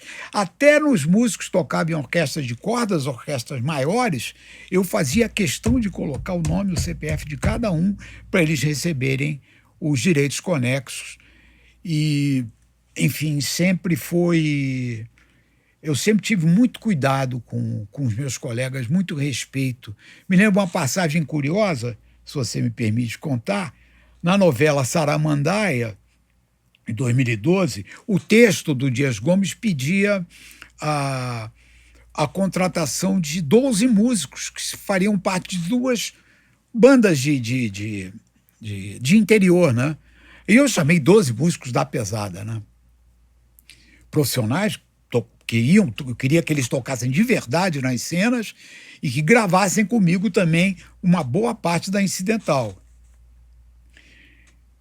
E eu comecei e falei, bom, eu vou chamar esses 12 que eu vou apresentar para a TV Globo para serem contratados para gravarem a abertura da novela comigo. Aí foram para o estúdio até do Ricardo Leão, meu querido amigo, ali na Barra. Fomos para todo músico, para burro, o dia inteiro lá para gravar a abertura. Gravamos a abertura, ficou ótima, está no ar, quem quiser conferir vai na Globoplay e ver a abertura da novela, que ficou instrumental, ficou ótima. Eu disse, pessoal, eu estou indicando vocês 12 para irem na Globo, para negociarem o cachê de vocês como atores. Vocês vão ficar 6 meses gravando. Mas eles vão tentar abaixar o salário de vocês. Como sempre, né? Como se vocês resistam, não fechem e voltem a falar comigo.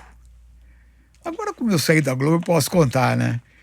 Dito e feito, eles foram lá, os caras tentaram amassar, os caras voltaram, eu disse, quanto foi que ofereceram? Ofereceram tanto. Não, tem que ser mais, tem que ser tanto. Aí voltaram. Volta mais uma vez, não fecha e volta para falar comigo. Acabou que conseguiram fechar salários decentes, honrados, não é? Muito dignos, que eu disse, não só vocês vão aparecer como atores, mas digam aos produtores que vocês vão gravar a trilha comigo, como de fato gravaram, o que robusteceu o salário desses nossos colegas, muito vocês conhecem. Maravilhoso, né? Esse cuidado eu sempre tive com os colegas. Aí você é meio leal às pessoas. Né? Sou muito leal e eu devo tudo aos meus colegas com quem eu trabalhei. Levei algumas facadas, né? Porque você, quando lida com muita gente e você tem um destaque na sua atividade, e eu fui da TV Globo muitos anos, né? E fui um cara que fiz muito cinema também, muitos anos. Você infelizmente, não são todos os colegas seus que são gratos, ou que são justos, ou que são leais. Porque tem gente que quer tomar o teu lugar, né? Sabe? Ou quer te prejudicar. Eu tive 2 ou 3, mas 40 e poucos anos de carreira. 2 ou 3 filhas da puta, tá tudo certo, tá no lucro, né? Não tem problema nenhum. Vem cá, Vale Tudo, você teve essa sensação igual você teve com o Rock Santeiro, que ela seria... Sim, porque tinha aquela coisa o Vale Tudo original. Depois eu vinha fazer o Vale Tudo para a Televisa americana, que a Globo fez com a Televisa mexicana, né? Eles gravaram o Vale Tudo lá também? Gravaram o Vale Tudo em 99, 2000, que eu fiz para a TV Globo em coprodução. Não, na verdade a novela era mexicana, Telemundo, com a coprodução do Brasil. Por isso que a pós-produção veio para cá, eu fiz a trilha, agora toda falada em espanhol e tal, a trilha foi minha. Com os discos lá da Som Livre e tal. Não, no Som Livre também não, foi os mexicanos. De lá, né? Enfim, a trilha que eu fiz aqui. Mas quando ela chegou para você, você olhou... Quando ela chegou em 88 na Globo, era uma novela do Gilberto Braga, né, com quem eu fiz vários trabalhos, né? Gilberto, um craque. Né? Um craque, uma doce figura. E estava na cara que aquilo ia fazer um sucesso, porque aquela construção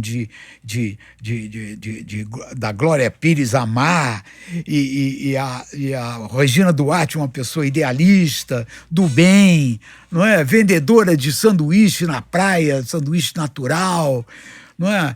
E aquele pilantra do personagem do Reginaldo Faria, aquela doida da Beatriz Segal, que viria a ser Odete Reutemann, aquilo tudo já nas primeiras gravações que eu ia ali, você e frequentava a casa do Gilberto Braga, que foi, verdade seja dita, o autor que mais se preocupava com as trilhas, não só da Som Livre, como as incidentais, né?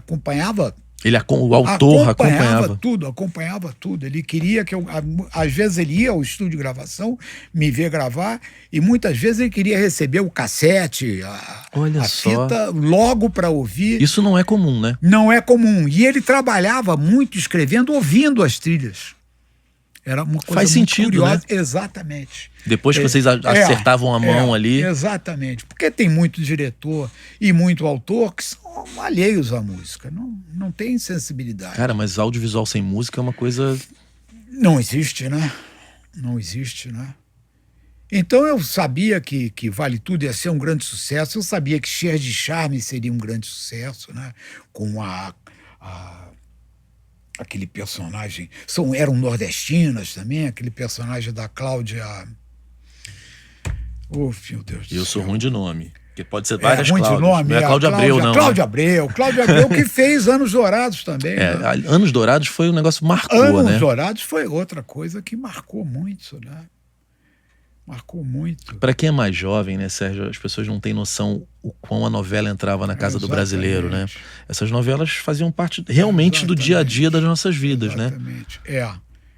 Hoje a novela passa, tá ali, um povo vê, outro não vê. Eu acho que teve a TV Globo, sobretudo na parte musical, eu acho que concentrou a sua grandiosidade mesmo nos anos 80, né?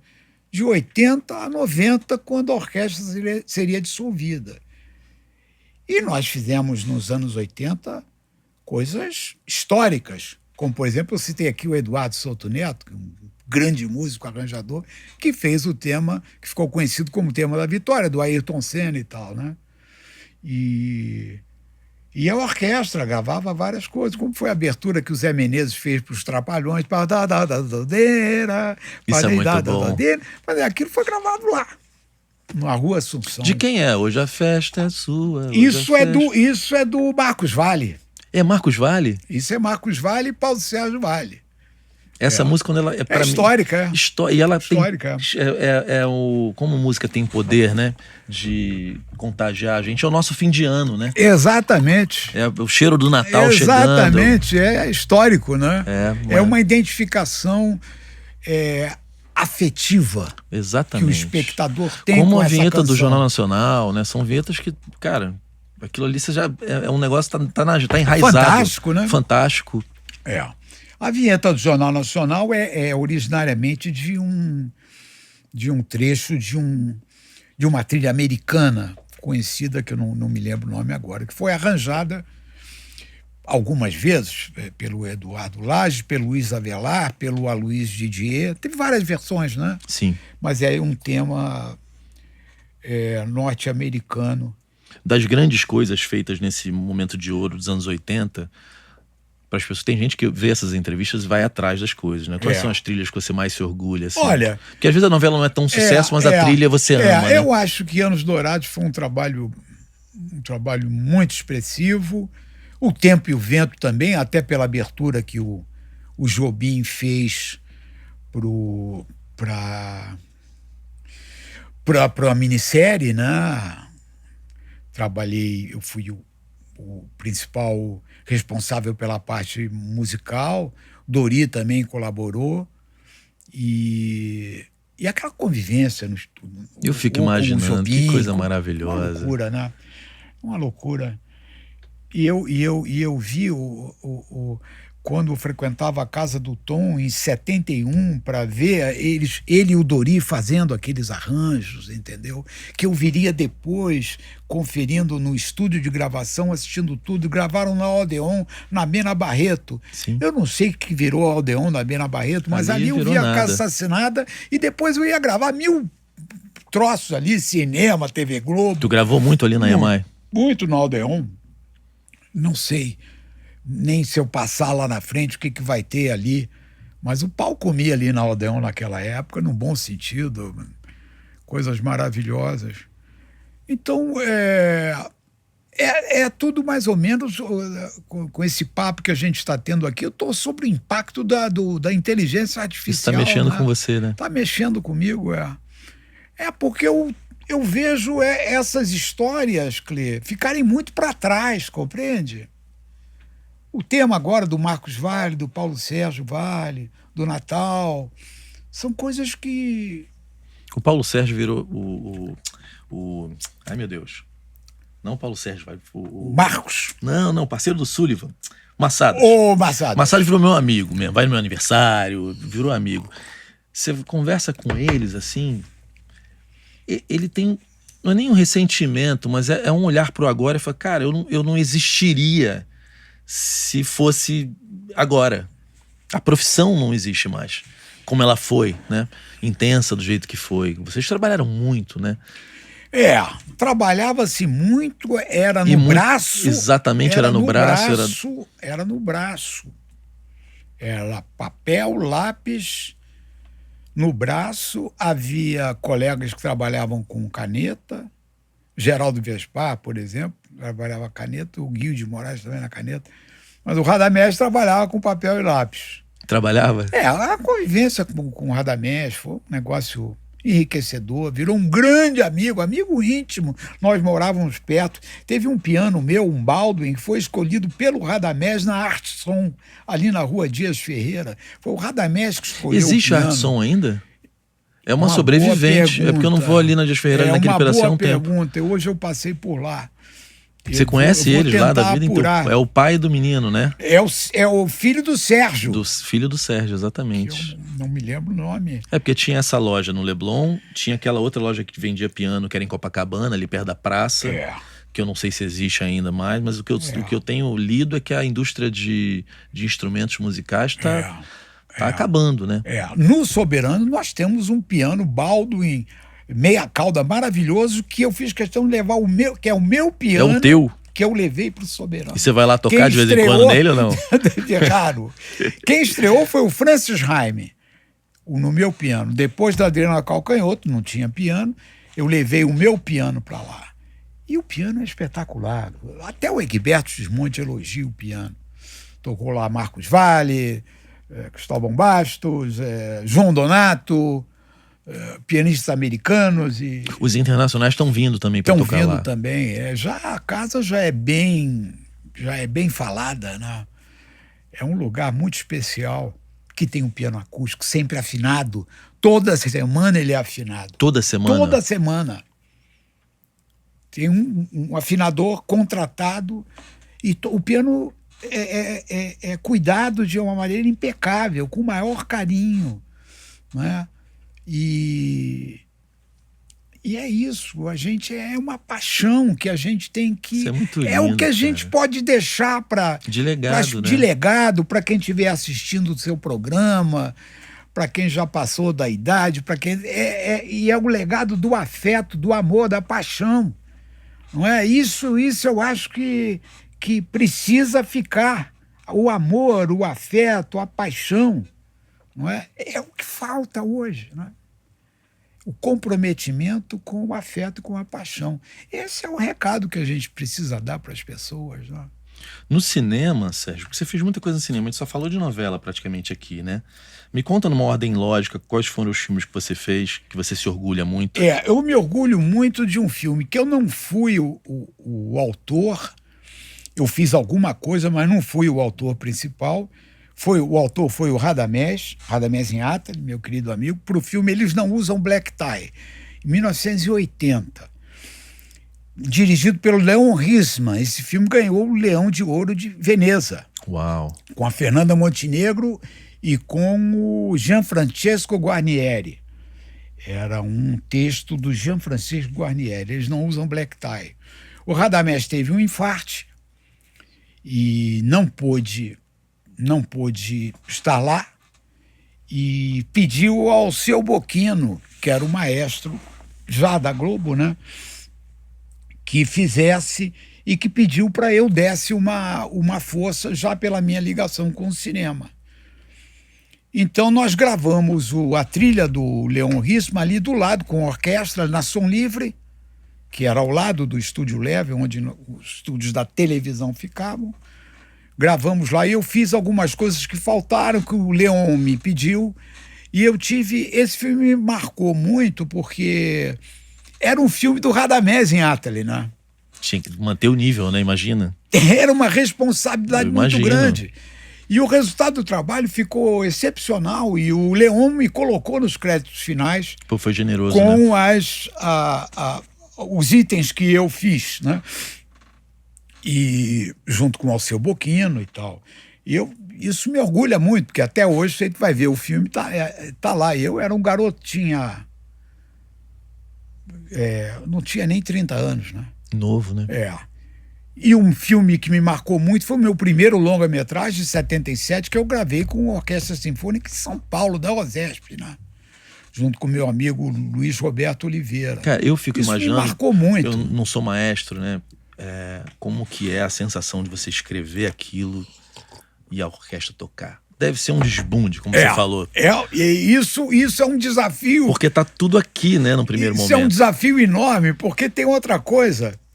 Você errar uma nota, eles vão tocar errado e aquilo vai dar um trabalho danado. Vai ficar... Tem isso. Porque hoje essa garotada sai de casa com 100% de certeza que tá tudo certo. Porque acho que você liga um play lá e já toca tudo ali. Porque você se bota ali antes, o som é a ruim, nota mas estiver errada, você corrige, não é isso? Mas tu já chegou em orquestra e alguma coisa deu errado, assim? Isso sempre acontece. Era normal acontecer? Acontece. Às vezes o copista pode, eventualmente, ler um sinal trocado, que gera um equívoco, tanto no tempo como na nota. E isso acontece.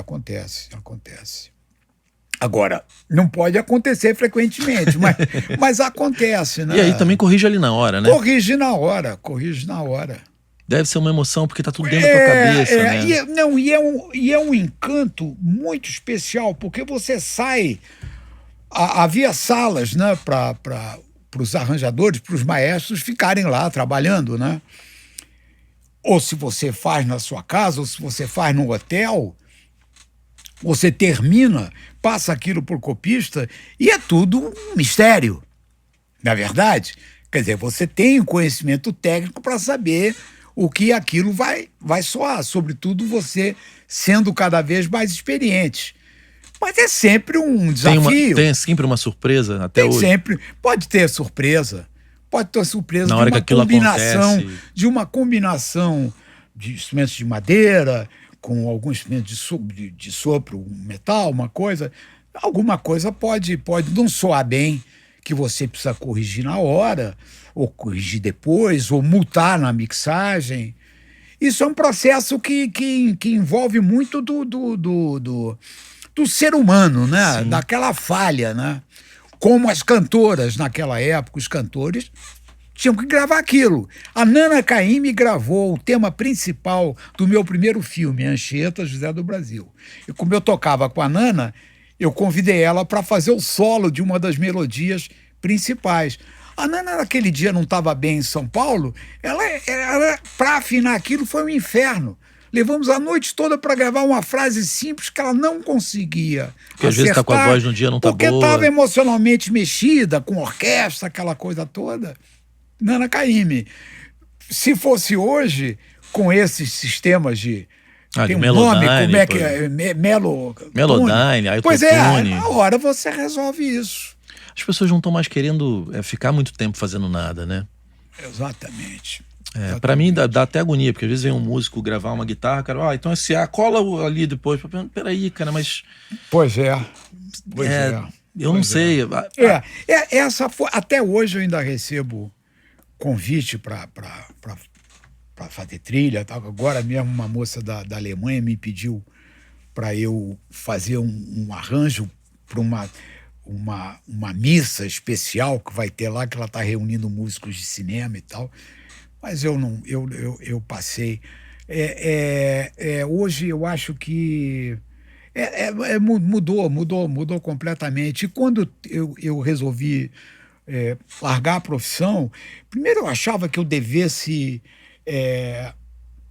deixar o meu lugar para que outros viessem, ocupassem meu lugar, porque eu me considero um afortunado. Eu tive apoio da minha família, eu tive sorte, eu fui muito aplicado, muito estudioso, mas eu fui bem-sucedido, mas lutei muito por isso, né?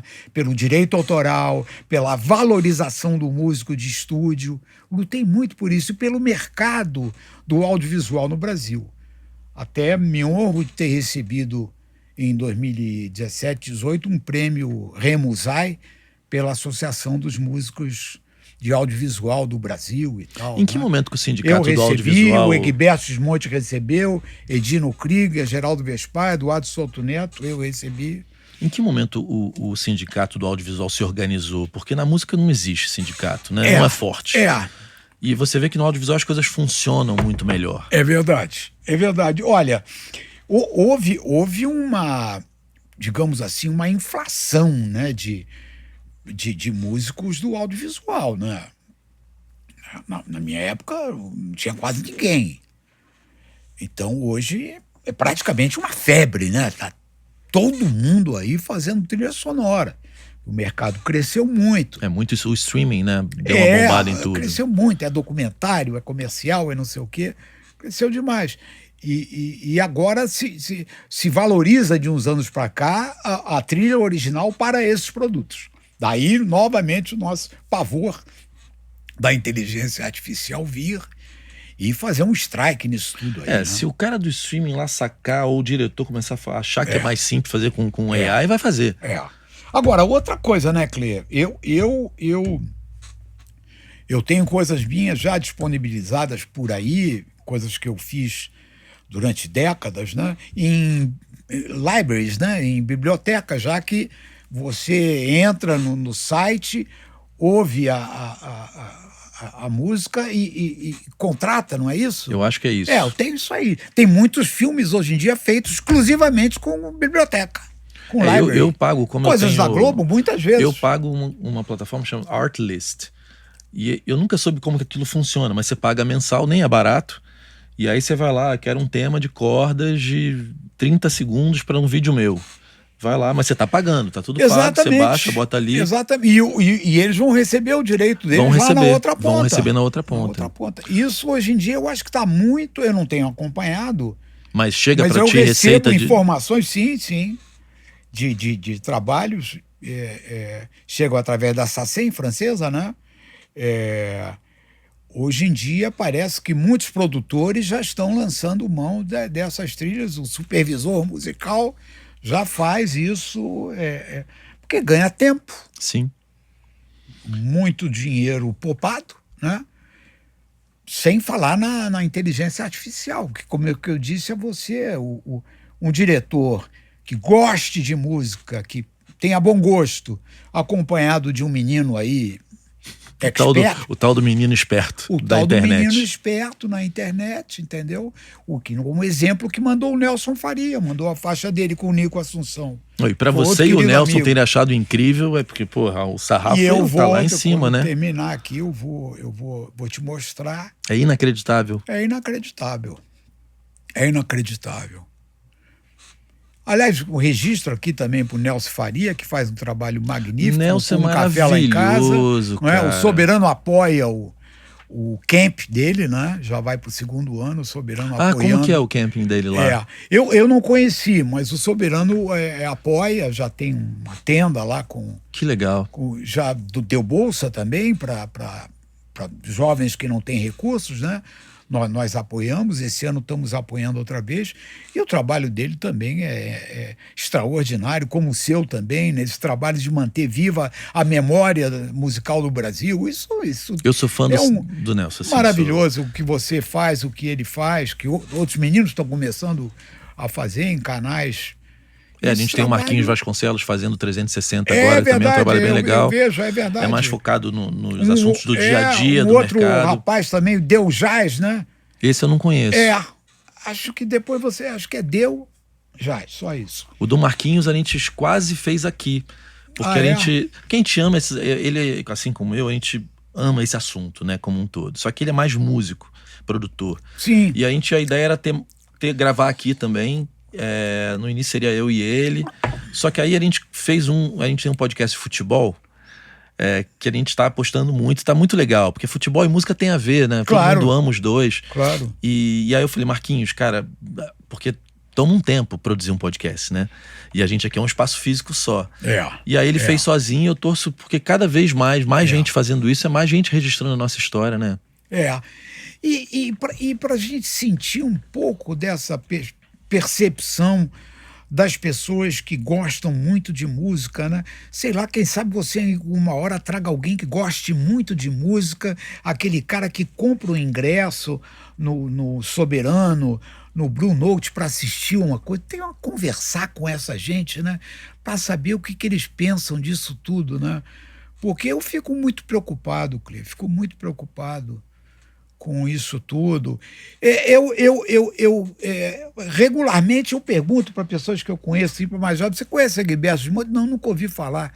Você conhece o Dori Caymmi? Não sei quem é, nunca ouvi falar. Entende? Outro dia eu vi uma mocinha, uma moça que trabalha conosco no salão, uma garçonete, falei do Antônio Carlos Jobim, eu não sabia quem era.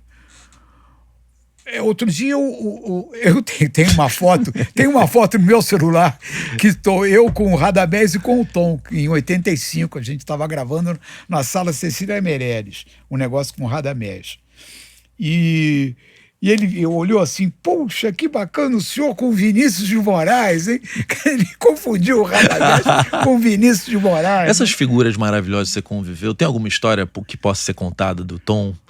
Puxa, porque vocês vida. devem ter vivido muitas coisas legais, cara? Teve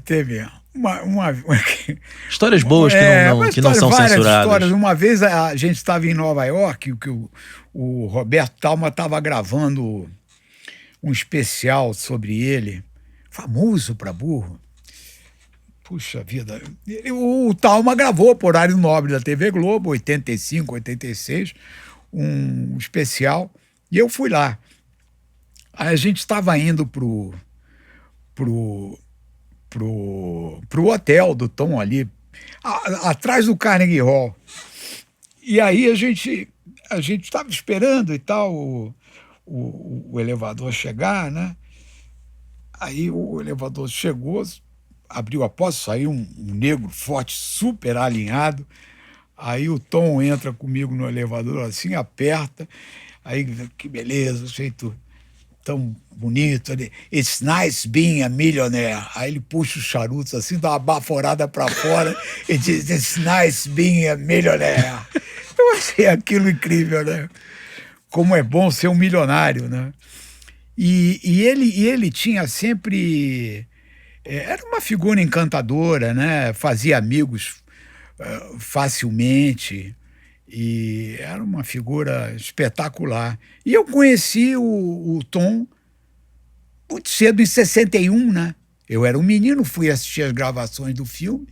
Ele nem tinha ido para os Estados Unidos ainda, né? Nem tinha gravado com Frank Sinatra, né? Cara, ele gravou com Frank. É que a gente esquece, às 30 vezes... e poucos anos, Eu acho, às vezes, que outros países valorizam mais esses nossos artistas do que a gente mesmo, né? Sim. E eu tô nos caras mais engraçados e mais inteligentes que eu já conheci. Né? Era divertido? Muito engraçado. Muito? Muito engraçado. Muito divertido. A lembrança que eu tenho dele fora do que a gente viu na TV é ele no Plataforma, que era, pra quem não é do Rio, uma churrascaria que tinha aqui, que ele vivia ali, né? Vivia ali. Tinham esses lugares, né? O Lúcio Mauro... Tinha o Veloso. Tava sempre no Antiquários. Ele sentava com a garrafinha de uísque lá e ali pai, ficava. né? Pai. Então tinha esses lugares, esses artistas que... Tinha antigamente, onde eu frequentemente ia lá, era um menino e ficava ao lado dele só ouvindo. Quando fiz 18 anos tomava um chopp, que era na antiga Rua Montenegro, que hoje é a Rua Vinícius de Moraes, com a Prudente Moraes, que era o Bar Veloso. Tinha que um Bar hoje Veloso. É a Garota de Ipanema, Sim, salvo engano, em frente ao Vinícius, não é isso? É isso aí. Não existia o que hoje é Vinícius, não existia. Era um botequim mesmo, com mesa de mármore, que era o Veloso, aonde, historicamente, ele e o Vinícius viram a tal da Garota de Ipanema e Luísa Pinheiro passar e tal. O Veloso foi encontro de muitas jornadas ali, né? Eu cresci dando pitaco ali naquelas mesas e... Você ficava ali só? Eu ficava ali. Tinha 16, 17, 18 anos. E fui muito incentivado. O meu próprio primeiro longa-metragem foi o Tom que disse ao meu tio, você tem um músico na família, dá uma oportunidade para ele. E ele me chamou para fazer a vida do Padre Anchieta. Tive um padrinho desse, né? Pô, tem um padrinho. João Gilberto você chegou a conhecer? Não, nem de vista. Nem de vista? Não, nada. Vinícius eu conheci de vista num sítio que meu pai me levou em Petrópolis, que ele foi lá um churrasco, um almoço, tava o Baden e o Vinícius tocando ali violão. E nem fui apresentado porque estavam lá trabalhando. No divertimento, na hora, provavelmente. E eu me lembro de ter visto o Vinícius lá. Fui muito amigo da filha dele, da Georgiana de Moraes, que é uma querida amiga. Conheci bem a Luciana, também falecida. Conheci bem a Suzana, falecida. E o Pedrinho, filho também do Vinícius. Pedrinho de Moraes, que fotografou muito o Tom, um querido também falecido. Eu acho que hoje só tem a Georgiana, que é uma querida amiga. Foi casada com o Ion Muniz, com quem eu toquei muito tempo. Ion Muniz era um saxofonista maravilhoso. Morreu cedo também, assim como o Vítoras do Brasil, né? O meu pai sempre fala pra mim que é muito estranho quando os amigos vão morrendo, né? Ah, é. Não, agora é... E como que se lida? Meu pai era um cara sem fé alguma. Mercado financeiro, pragmático, a razão. E aí vai mudando, né? Porque vai perdendo os amigos, a tua relação com a fé. Como é a tua relação com a coisa da idade, com a vida passando? Olha, rapaz, eu acho que agora, eu tenho 73 anos, eu acho que eu estou num momento muito bom na minha vida, e eu acho que essa casa que eu fiz com a Raquel, com a minha mulher, essa casa me deu muita vontade de viver. Eu estava até com o meu... um médico de quem eu sou cliente, lá de Petrópolis, inclusive, falando para ele que eu estava fazendo uma casa de um clube de música e tudo. Ele disse, que bom, Sérgio, um homem com projetos não morre nunca, não é? E eu fiz o Soberano com 70 anos. Porque às vezes quando você sai desse métier, pode deprimir, né? Porque você está numa vida superativa, né? E eu me lembro quando eu queria fazer o Soberano, em 22... todo mundo dizia, mas você tá maluco, rapaz. Eu também iria dizer, você tá maluco. Você já fez aí a sua poupança, tá com a sua mulher aqui, parou de trabalhar. Porra. Vai correr esse risco, né? Mas eu falei, eu vou fazer, e a minha mulher me deu maior força, e a gente fez uma coisa incrível, aonde os nossos amigos e o músico aqui, brasileiro ó, fica... Aqui, olha aí, ó. Onde os nossos amigos ficam, as cortinas vermelhas, olha aí, Egberto Gismonti, tocando no meu piano, olha lá, Kawai, olha que história bonita, o Egberto tocando no meu piano. Já se apresentou 2 vezes no Soberano. A filha dele já foi lá também? Várias vezes, e vai voltar dia 26 de cara. março, a Bianca Gismonti. A Bianca é maravilhosa. No Soberano, com um guitarrista português que vem aqui, 26 de março. Tem mais imagem aí, Pretinho? Tem mais imagem? Olha só, Egberto, Mauro Senise e Jacques Morelenbaum, em maio desse ano passado. Olha o público, Adriana Calcanhoto. Que bom, Pretinho, que você arrumou. Olha só.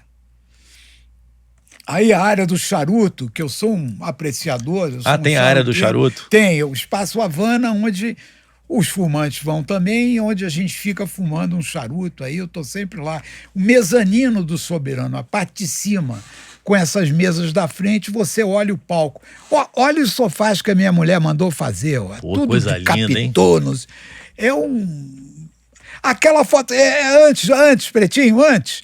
Essa primeira foto aqui, minha com a Raquel, é aqui no teu estúdio, onde eu gravei o disco da Raquel. Aqui, ó, o espelho redondo, exatamente. Essas fotos, eu tô com o Ivan, com a Raquel, aqui no teu estúdio. As fotos do teu Agora, estúdio essa parte de ter uma casa de show, porque não é só música, é comida, bebida. Sim, foi um desafio para vocês aprenderem essa... Mas aí a gente... Olha que beleza. A gente encarou e a Raquel é muito cuidadosa, cuida de tudo. Aprendeu, né? Aprendeu. E tem uma equipe boa. Olha, lindão, hein, cara? A noite é um espetáculo, é um deslumbramento com vaga. Automóvel para, larga a chave, deixa vidro aberto. A parede com os instrumentos originais, mesas muito confortáveis. É um santuário mesmo, né, da música. É um templo, O que a gente tem agora? A gente está fim de fevereiro, né? O que tem para março programado já? Para março, que vou começar agora, né? Tem o Ricardo Silveira sábado, dia 2 de... março tem muita coisa boa, eu vou ter que olhar em algum lugar. Ele tem agenda aí, peraí que Pretinho vai. Pretinho é uma máquina. O Pretinho vai local. Dia 2 daqui um mês tem Francis Raime, quinta-feira, Ivan Lins, sexta e sábado, 2. Você tem que ver o Ivan Cara, lá eu no vou lá. Soberano, cara. Pô, o Ivan é muito Na engraçado. Semana Santa, pega a sua mulher, vai ver o seu filho. Pô, vai não, lá. eu vou lá com. Pô, cara, o Ivan. E agora eu tô. Pô. Olha, Ih, olha. Paulo River Loureiro. Rede, Ricardo Silveira, Breno Ruiz, Miguel Rabelo, que com o Dori Caymmi, que é querido filho do músico genial, Cláudio Nucci, ex-Boca Livre, você conhece? Maravilhoso. Uma homenagem a Marisa Monte, aí um conjunto de rock. Paulo Loureiro, que é um dos maiores artistas do Brasil. Ele é um grande artista Um mesmo. grande músico, cantor espetacular, vai fazer o tributo a Stevie Wonder, que é o maior tributo a Stevie Wonder que eu vi na minha vida. E ele canta essa E parada ele- monstramente. Monstramente. Depois o Gabriel Silva aqui, que é um menino de Petrópolis. Olha muito o Vini talentoso. Versilo. O filho do Jorge, Vini Ele é Versilo. maravilhoso, cara. Maravilhoso. Banda Arcade, Bianca Gismonte, Gismonte, Manuel olha. Silveira, 26, eu te falei da Bianca. Verônica Sabino, nossa amiga muito conhecida. Cara, que agenda, hein? E o Gui Valença, que é outro grande artista também. E depois, em seguida, o Francis Raime, já entrando em abril, com o Ivan Lins. E vamos ter Dori Caymmi, César Camargo Mariano vem em outubro, Uau. direto para o Soberano. César Camargo Mariano. Porra, ele vem, é? Vem direto Soberano. O Egberto Gismonte vem outra vez, pela terceira vez. E vem uma pianista italiana chamada Francesca Dantoy, que é um espetáculo. Pretinho, acha aí? Pô, o negócio Francesco, É, aí deu ruim pra ele. Não, vai vir. Não tem na agenda, não. Ah, não tem na agenda. Francesca Você ainda Dantoy. se emociona vendo esses shows lá? Ah, muito. Muito. Muito. Alguns eu não vejo, não, porque o rock não é muito a minha praia. Mas né? quando vai a turma da MPB e do jazz? Mas vejo. O camarim nosso é lindo, os artistas ficam encantados e tudo. São muito bem tratados, comem muito bem, tomam vinho, a gente trata muito bem. É uma alegria, né? Você entrar na fase final da sua vida podendo contribuir para o seu nicho, para o seu Sim. gavetinha, Você pro seu falou mundinho, de devolver né? mesmo pra música o que a música te deu, né? Exatamente, devolver o que a música... Eu devo tudo ao músico Não, brasileiro. teu pai, tua mãe, Tudo. teu estivessem vivos, estariam lá poxa. indo assistir Olha, o show ali, Francesca né? Tandoy, é a nova Diana Krall. Canta Olha. muito, é uma italiana maravilhosa, ela vem com um baixista brasileiro, o Matheus Nicolaedes, que é um dos maiores baixistas acústicos da Europa hoje, e com Kiko Freitas, baterista, Nossa. genial. Amigo do Renatinho. Gaúcho, gaúcho, né? Que é um querido, toca com Com o João Bosco, João né? Bosco, várias vezes esteve na casa, veio com o grupo dele, com o Guto Virte, e vai vir com a Francesca... Guto baixista, né? Guto Virte, baixista. Sim, gaúcho também. Gaúcho também. Esses gaúchos são maravilhosos. É que não tem praia, cara. Eles ficam lá em casa... Cada mês em Atali, né? Mas eu acho que isso influi mesmo na cultura, né? Claro. Esse Rio de Janeiro, você aproveitou muito esse Rio de Janeiro dos anos 70? Porque Aproveitei quando muito. eu vejo documentários, eu Aproveitei falo, cara, muito, que delícia. Aproveitei muito. Agora, eu estudava muito. né? Ficava muito em casa. Eu estudava muito, era muito aplicado, tive vários grandes professores de música, né? Piano com a Clélia Unibene, concertista espetacular, Eunice Catunda, no violão clássico, Jô da Silva Damasceno, regência com George Kissel, teoria e solfejo com Borromil Médico, muito, Estudou muito, mesmo. muito. E vivia em salas de concerto. Então né? você não era um cara boêmio, né? Como esse... Não. Eu era muito aplicado, estudava muito e vivia... tinha uma casa de música que hoje em dia não existe mais há muito tempo, que vendia as partituras importadas dos grandes mestres, né? Que era Ah, meu Deus do céu, agora eu esqueci o nome dele, mas era um querido. E ele era o único do Rio de Janeiro que tinha loja de partitura, né? Coisa que não existe mais, você ir comprar umas invenções de bar, ou a obra do Villa-Lobos, ou a Sagração da Primavera, ou, enfim, uma abertura de Beethoven, uma coisa só tinha ali, né? E aí você comprava e ficava Comprava imerso essas naquilo. coisas e levava para minhas aulas, né? Quando precisava de alguma ajuda. que eu vivi intensamente essa efervescência dos corredores, né? E como eu comecei muito cedo, né? Eu fiz o meu primeiro longa com 24 para 25 Muito anos. novo. Com 26 para 27 eu estava na TV Globo. Quer dizer, muito cedo, né? Teu Aí, pai hora viu eu uma falei, parte dessa... meu pai viu. Meu pai morreu em 2004. Ah, então teu pai assistiu o Viu, teu sucesso. viu. Deve ter ficado muito orgulhoso. Viu muita coisa, viu uma minissérie que a minha irmã fez no ano 2000, A Muralha, Sim. com aqueles astros todos, super produzido. super produção, que também foi um trabalho que eu fiz que, é muito orgulho a ele e outras coisas. Ele curtiu bem. É muito legal quando os nossos pais assistem curtiu o que a bem. gente E a constrói. minha irmã né?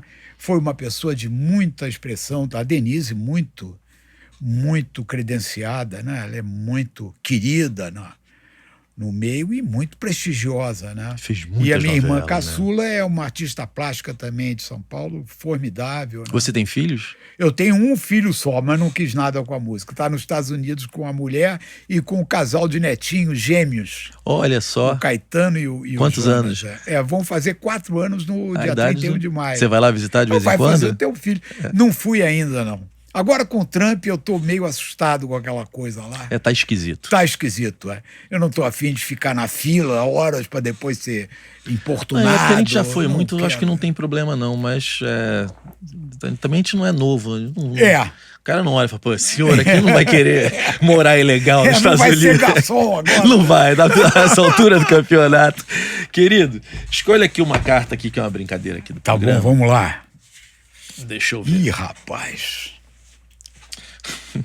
O que você faz quando ninguém tá olhando? O que eu faço quando ninguém tá olhando? Eu acho que eu não faço nada.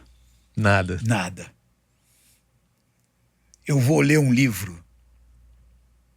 Hábitos de pessoas, não sei se... Tá, e outra coisa que eu não sei se vai existir daqui a 20 anos, né? Eu sou apaixonado pelos meus livros.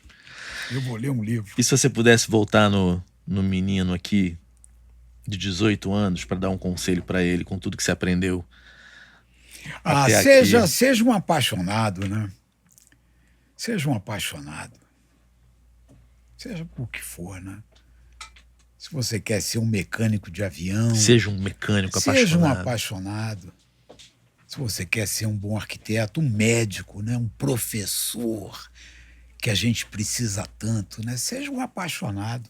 Eu acho que essa é a chave para tudo. Seja um apaixonado. Querido, muito obrigado, viu? E Obrigado, querido. Vou lá te prestigiar. Eu vou escolher um show para ir e vou mesmo. Vamos, eu vou cobrar. Não, eu vou mesmo, tô prometendo. Obrigado à tua equipe maravilhosa aí, o Pretinho. E sempre quiser contar aqui com o canal também para divulgar alguma coisa, me Maravilha, fala, tá? Minha página tem muita gente que segue também, manda para mim que eu divulgo. Que bom, pra espero você. ter contribuído. Adorei, cara, adorei Maravilha. mesmo. Pretinho, é a Nata vindo aqui contar essas histórias. Se sintam privilegiados, porque eu tô me sentindo privilegiado. Deu para falar bem? Coisa linda, filha. Arrebentou, tirou onda. E aí, minha audiência? Deixa aqui nos comentários, pô. Compartilha esse vídeo, pelo amor de Deus, pô. Porque hoje veio a lenda. Pô, o Cleclito sempre fala, Pretinho, esse é a lenda.